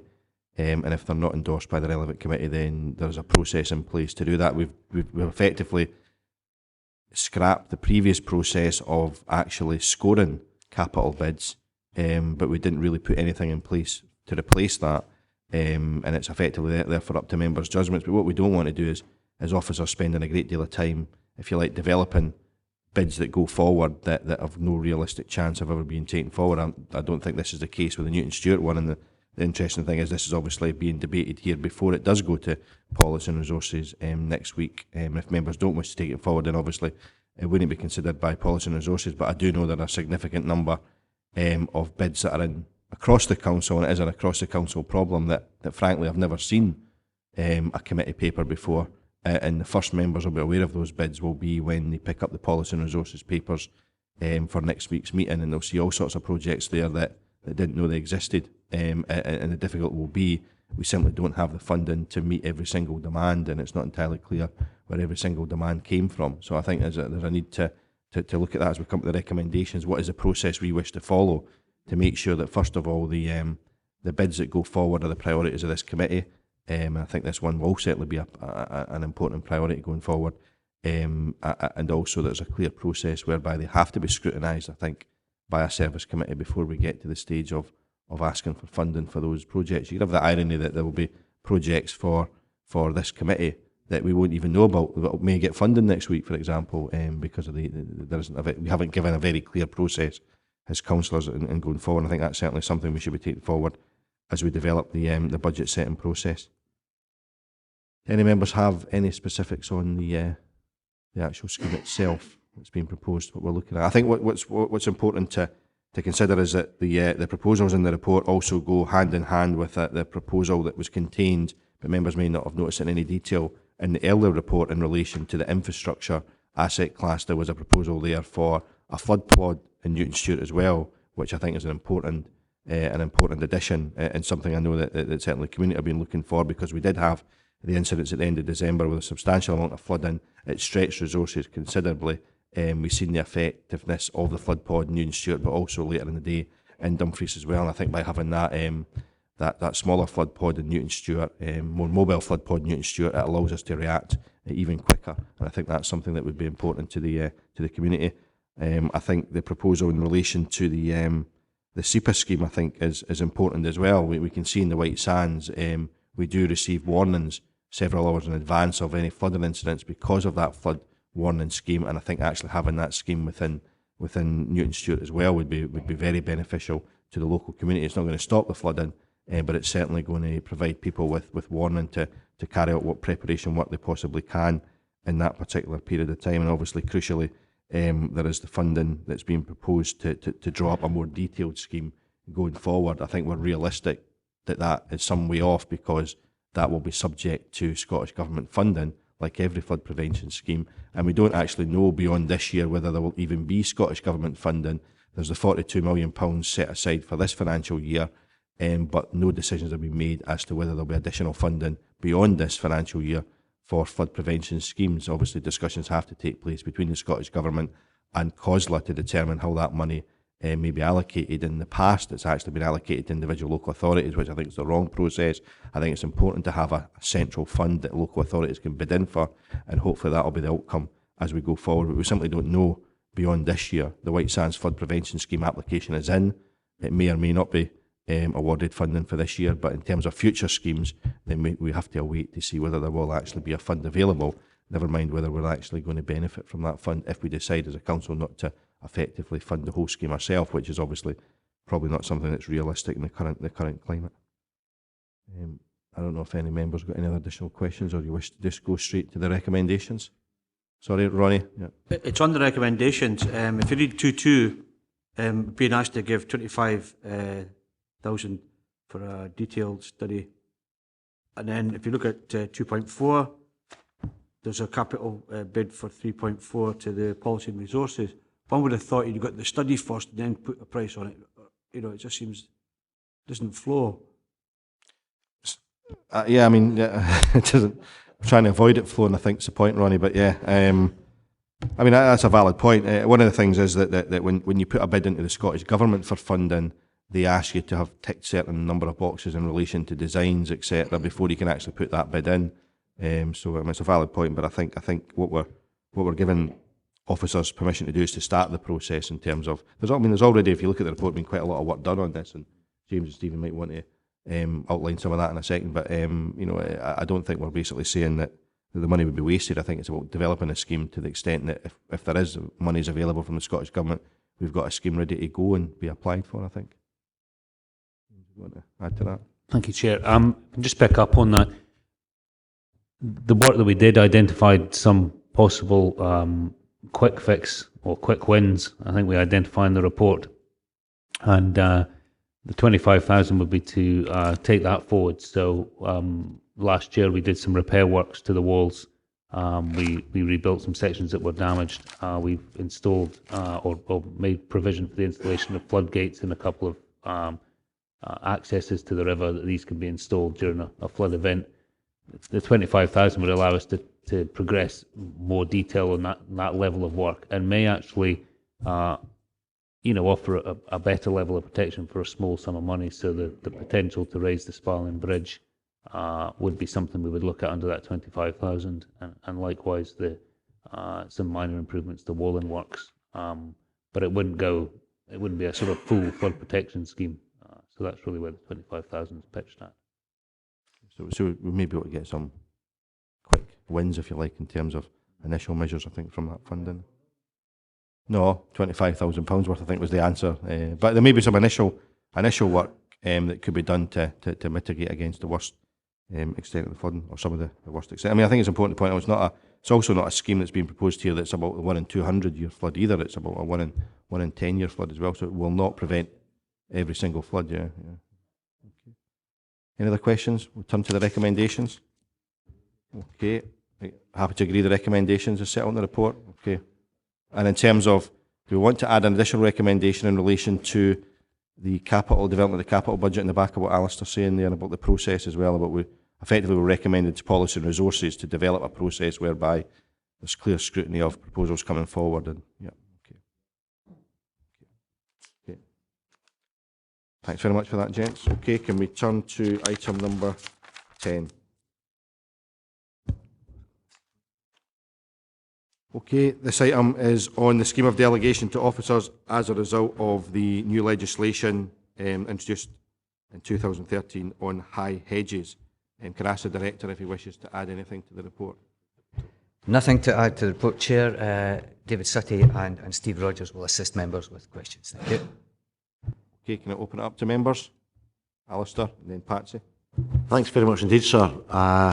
I must confess, I've no problems with the report, but I must confess that I have concerns with the level of charging and the possible implications, which will devolve on the council as a consequence. Because, if you think just for a moment, Chair, inevitably the recipient of the notice or a notice under this process will contest this to the uttermost, i.e. he or she or they will take it to appeal as a matter of course.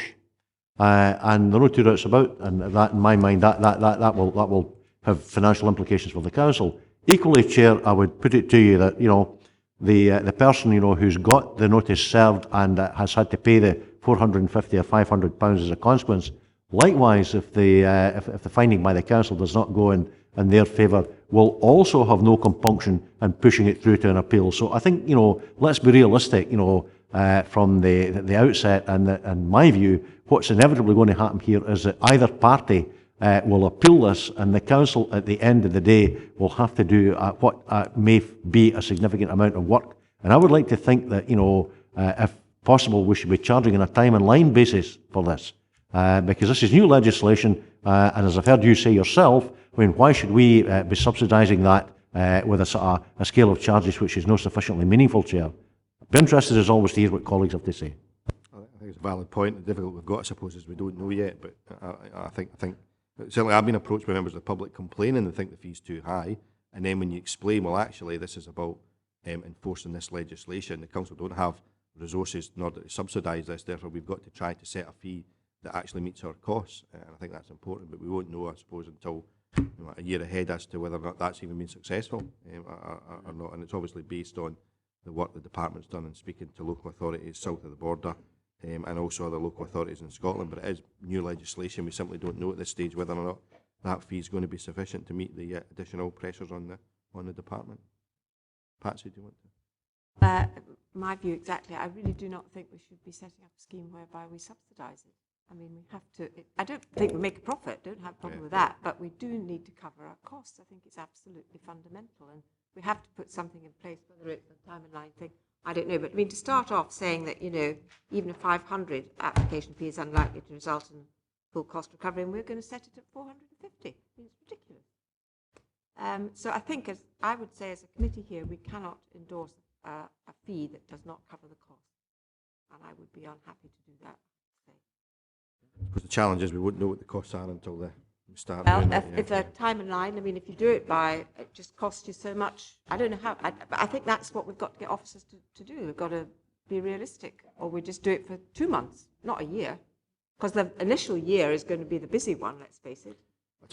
I mean, we've had quite a discussion about this actually, just with our members, and we talked about that as well. The difficulty, I suppose, and I think one of the things that hasn't really came out, certainly in the media coverage, is that the payment of the fee, the actual complaint, if you like, that process should be at the end rather than at the start, and the mediation needs to take place. In fact, you've actually got to do the mediation, you've got to go through that process before you even get to that stage. So if we looked at, can we do an assessment, say in 2 months' time, how it's actually affected, my take on it, and officers can pick me up if I'm wrong, my take on it is that there probably won't be many cases after 2 months because you'll still be in that mediation process, if you like.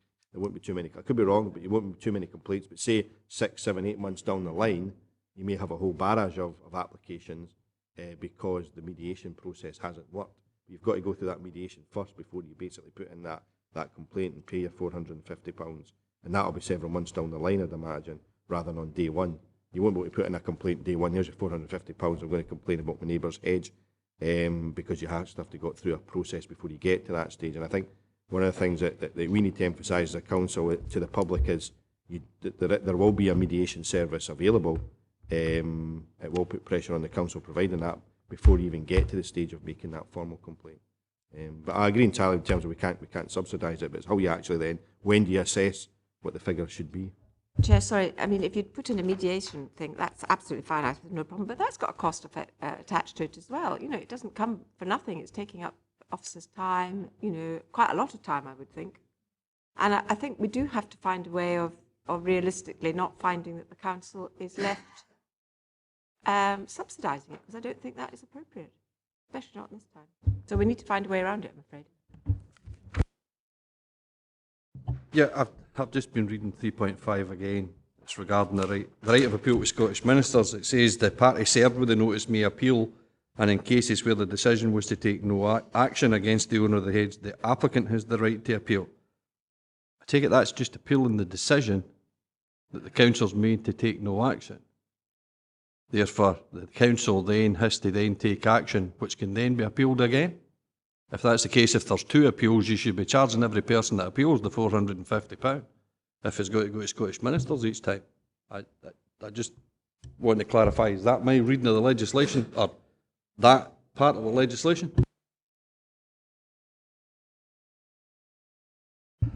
Thanks, Chair. Basically what happens is the applicant is, in this instance, the person who is wanting the notice served. So in the instance that the council doesn't serve a notice, they have a right of appeal. There's no actual fee for lodging an appeal with the Scottish ministers. They take on board that cost. Unusually, unlike, say, a planning application here, there is a third-party right of appeal. So if you get the notice served upon you, you also have the right of appeal. So both parties have rights of appeal, but there's no cost to lodge an appeal with the Scottish ministers, but there is a cost for the applicant for the notice, obviously, when they submit the application. Yeah, I realise that there's no cost to actually go to the Scottish minister, but if I apply to get my next door neighbour's hedge taken down, that means it's got to the end of the process, I have to pay my £450. The council then decide to take no action.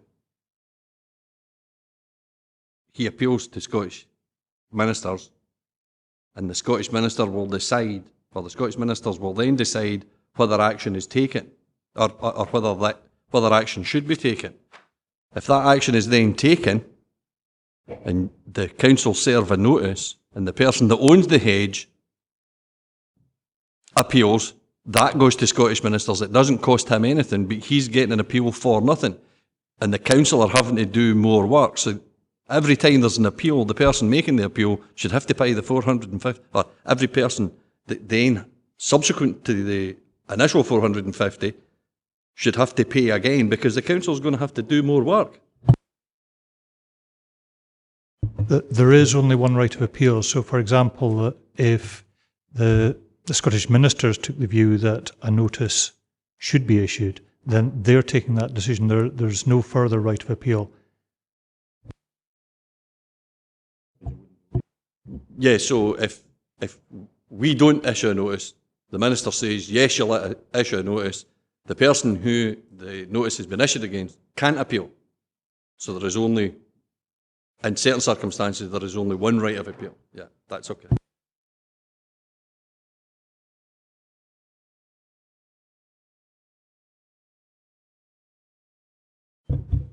I think it's very unlikely any members of the taxpaying public are going to be particularly happy about subsidising or paying for disputes over hedges. Surely we just simply, if there's an initial cost or an initial fee, and then ensure at the end of the dispute, however long much it costs, the cost is borne by the parties involved and they're billed accordingly.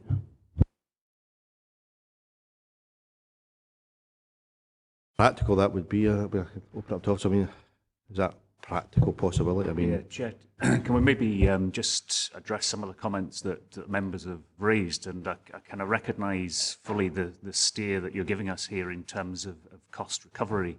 The difficulty that we have at the moment is that we have no evidence or no basis on which to secure that.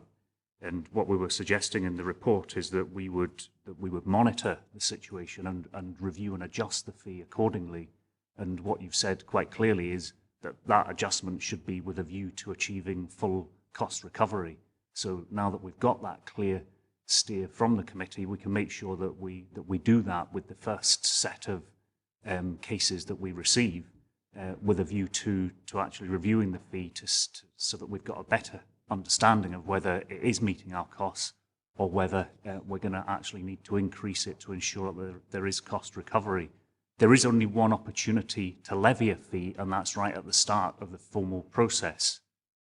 So there is no opportunity to do a kind of retrospective recharging of fees.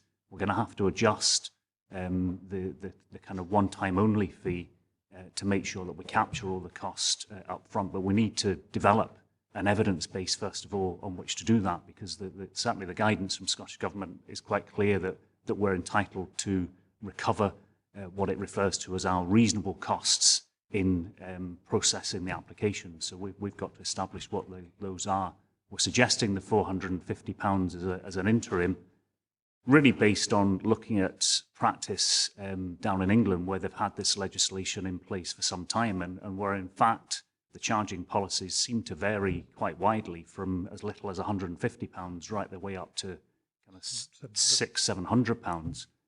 So we've suggested adopting this benchmark of 450 as somewhere around the middle ground, which will enable us to make a reasonable cost recovery, whilst by the same token not holding us open to accusations of deliberately putting a barrier in the way of people coming forward and making applications.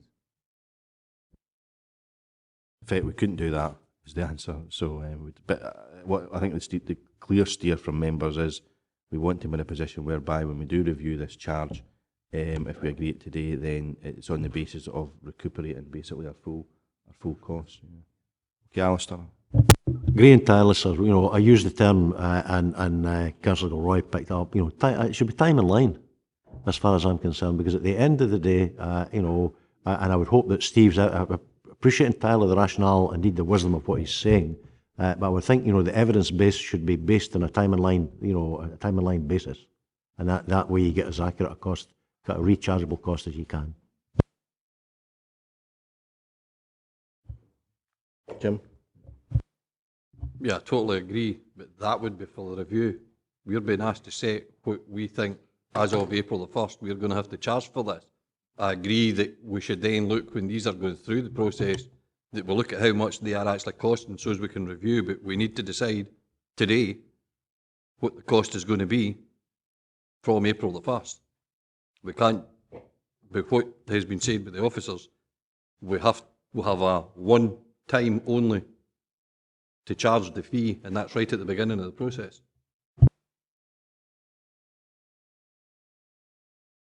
Okay, Finlay. Just on the basis of that, if we're unlikely to recover the full costs at £500, I can't understand the reasoning to charge 450. I think we want to be certain that we can recover all costs, and it should be at least £500. I don't think we should put ourselves into the position as councillors we get questioned as to why taxpayers are subsidising people with problems with their hedges. If £500 is unlikely, I can't see the justification in charging 450. I think it needs to be at least 500 in that case.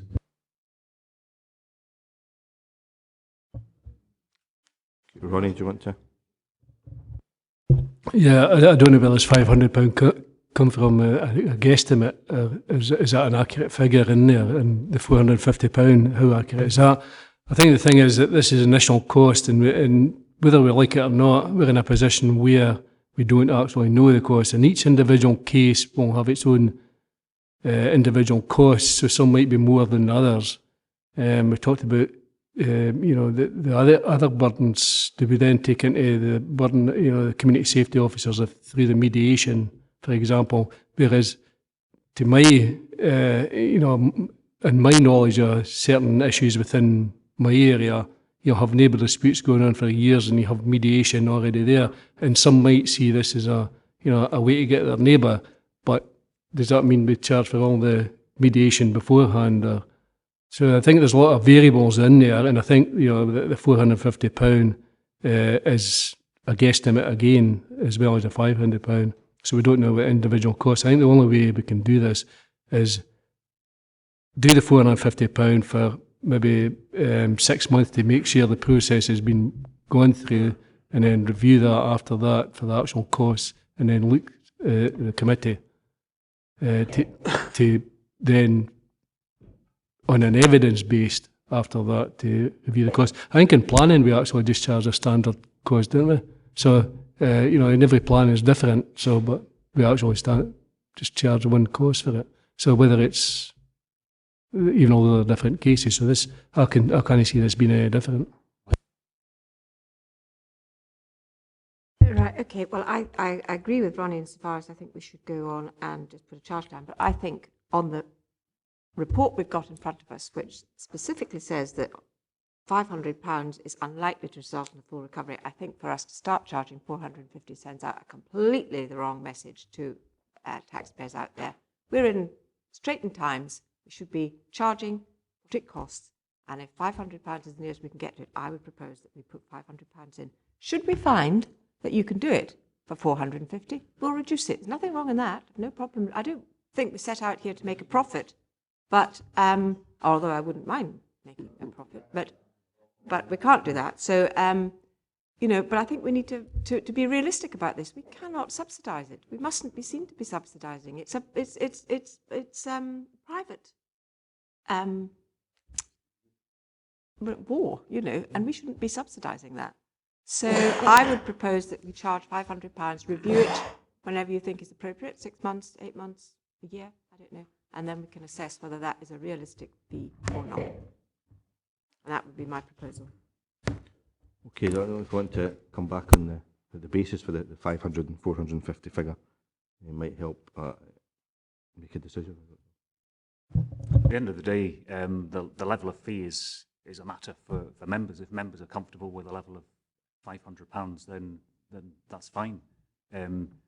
We will review the situation once we've got sufficient evidence to bring forward a report setting out what the actual costs have been.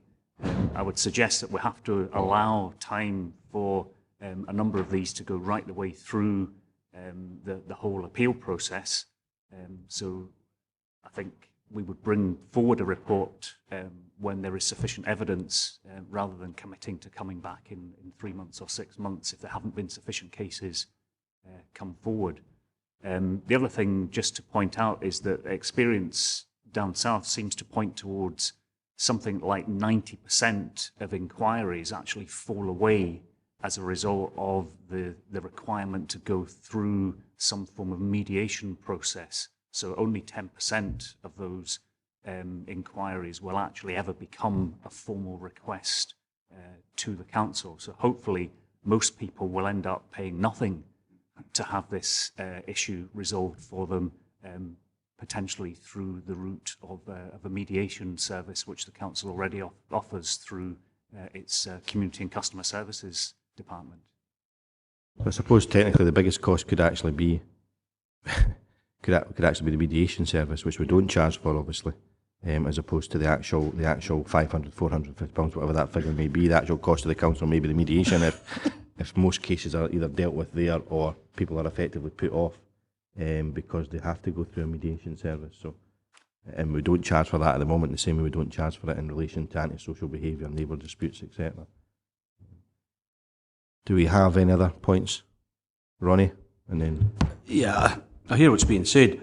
This law came about because there was no way of addressing high hedges. So the governments gave the local authorities a way for all to give people who have suffered a chance to access some legislation that would, and mediation. Not everybody's rich.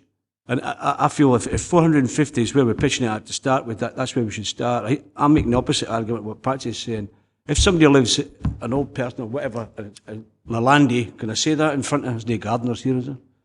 Lalandi hedges are the worst because they grow like, you know, they grow fast, really slow then. So I'm putting forward that, I see what the officers are saying, but we don't know because it's a Scottish average. Nobody's done it yet in Scotland because it's not enacted until April. So I think we're a small rural authority. I don't think, you know, some of the places in Glasgow that might have big high hedges where they're more constrained, I don't know. So I'm quite happy to give 450 a go because it allows people access to the system. You heard Steve say, in England, the evidence from England is 95% are dealt with through mediation, and it's only a very few that go on to pay the money. Well, that's up to the individual then to make that choice to pay that money. So I'm quite happy to stick with the 450 initially, and then we've got it in here, it's written down to come back and review it in 6 months, if I've read it right. Well, future years, but we could put in a 6-month thing or whatever.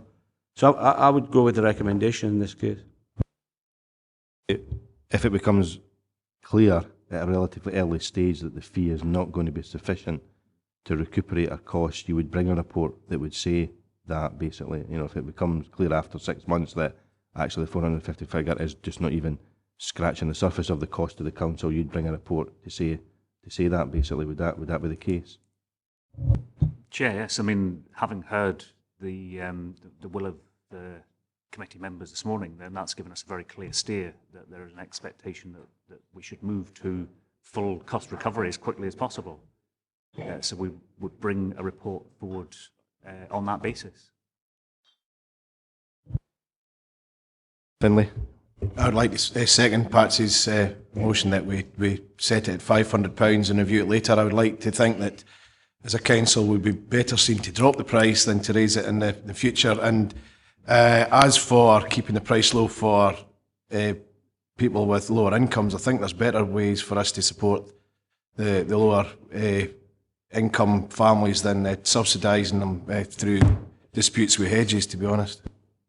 I think the difficulty is we don't know if we're subsidising or not. That's part of the difficulty. But Ronnie?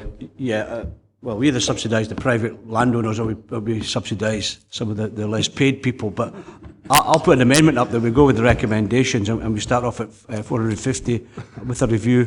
And Steve's given you the assurance that if it's not working, if it doesn't work here, it won't work across Scotland. Because I imagine most local authorities will be in the same place. Everybody's got constraints on them. I don't know how many high hedges there is in Scotland, but there was a need for this legislation. So I'm sure the evidence will be forthcoming as we go down a few months' time, Christmas maybe. Okay, and is that effectively, but if it does exceed the £450 in terms of the cost, that report will be brought back immediately to say no, okay. And I'll second that. Okay, seconded by John, sorry. Jim. Okay, anybody got anything else they want to add on that? Can I just say, Chair, I think it just shows how difficult dealing with high hedges is. Yeah, absolutely, yes. It's, I mean, there is a reason why the legislation was brought forward. I think that's an important thing to say. It is a emotive subject, particularly for those people that are impacted on it. And I think, you know, that there is a reason why it was brought forward. Okay, well, we turn to the recommendations, and I'm conscious we've got a motion and an amendment on the table in relation to the fee, but let's look at the other recommendations before we turn to that. Recommendation 2.1, are members happy to note? Okay. And let's just look at recommendation 2.2, because there's no fee specified in this, so I don't want to agree that if it covers the fee. I don't think it does. Well, it does say agree to the amendment of the scheme of delegation to officers. Presumably we have to vote specifically on the charge, yeah, because the charge is obviously contained within 2.2, basically, that delegation. So we have I think I'm right in saying we've got a motion from Finlay and Patsy to, as part of that, to charge a fee of £500, and an amendment from Ronnie and John to set the charge at £450, subject to an immediate report should the cost to the council exceed that figure. You've Okay. just stolen my job there. Yeah, Jim. yeah. Thank you. Sorry, well, that's... I'm Do you quite want to happy. go to voting, Claire? We're not set up for our first electronic vote. I'm disappointed to say, no. So I'll have to do that by roll call. As the Chairman said, the motion by Councillor Gilroy, seconded by Councillor Carson, is about the charge of the fee of £500 to submit an application and review this after the appropriate period on the basis of sufficient evidence gathered. The amendment by Councillor Ogilvie, seconded by Councillor Martin, is the charge the fee of £450 and review as per the motion. Chairman, motion or amendment? Amendment. Vice Chairman? Amendment. Councillor Carson? Councillor Collins? Councillor Dempster? Amendment. Councillor Dick? Councillor Foster's not in the meeting. Councillor Geddes? Councillor Gilroy? Councillor Groom? Councillor Lever? Amendment. Councillor Mail? Councillor Martin? Amendment. Councillor Nicholson? Amendment. Councillor Ogilvie? Amendment. Councillor Peacock? Motion. Councillor Prentice? Motion. Councillor Tuckfield? Amendment. There are 1, 2, 3, 4, 5, 6 votes for the motion. 1, 2, 3, 4, 5, 6, 7, 8, 9, 10, 11 votes for the amendment. The amendment's carried. So the fee is set at £450 for the time being. Okay, thanks very much. Members, can we turn now to item number 11? This is effectively for homologation.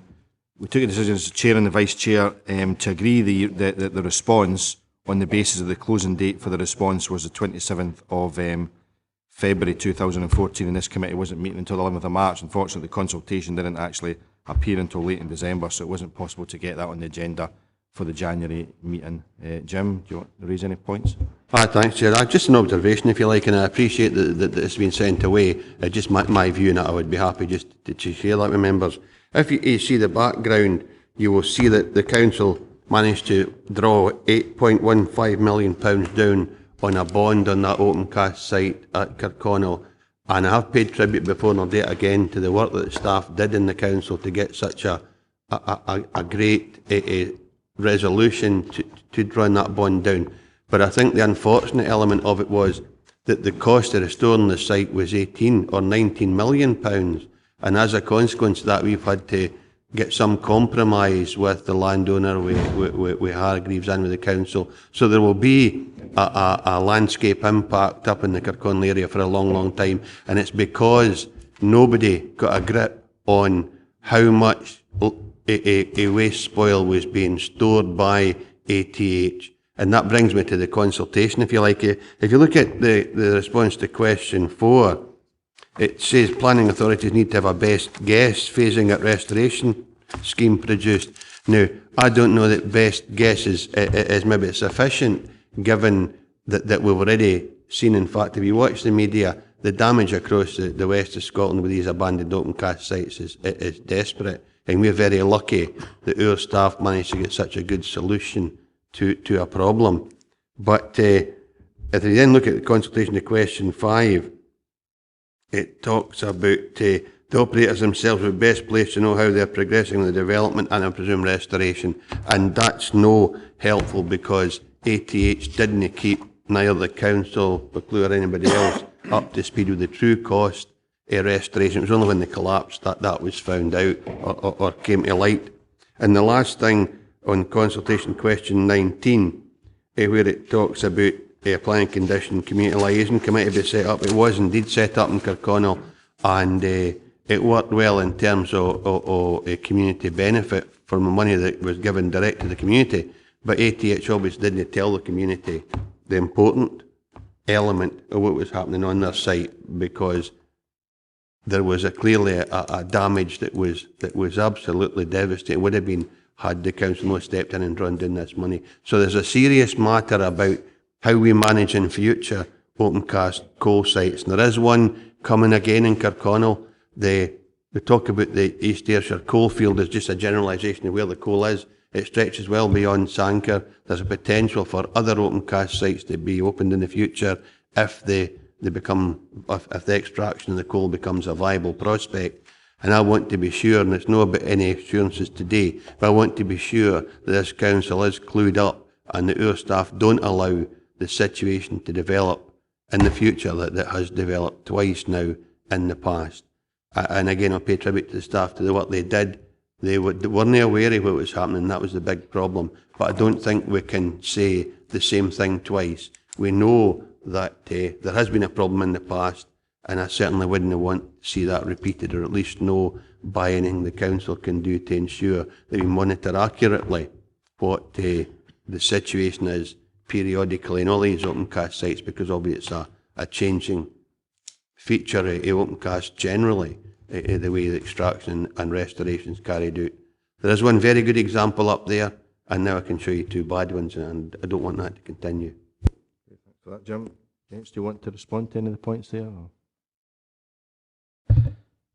Probably just to say that it is a very specialist field, and it does require the operators to keep the planning authority completely in the loop as to what's happening, and that's very much what this consultation is about. It's actually trying to ensure that going forward there's a clear understanding and cooperation between the operators and the planning authorities.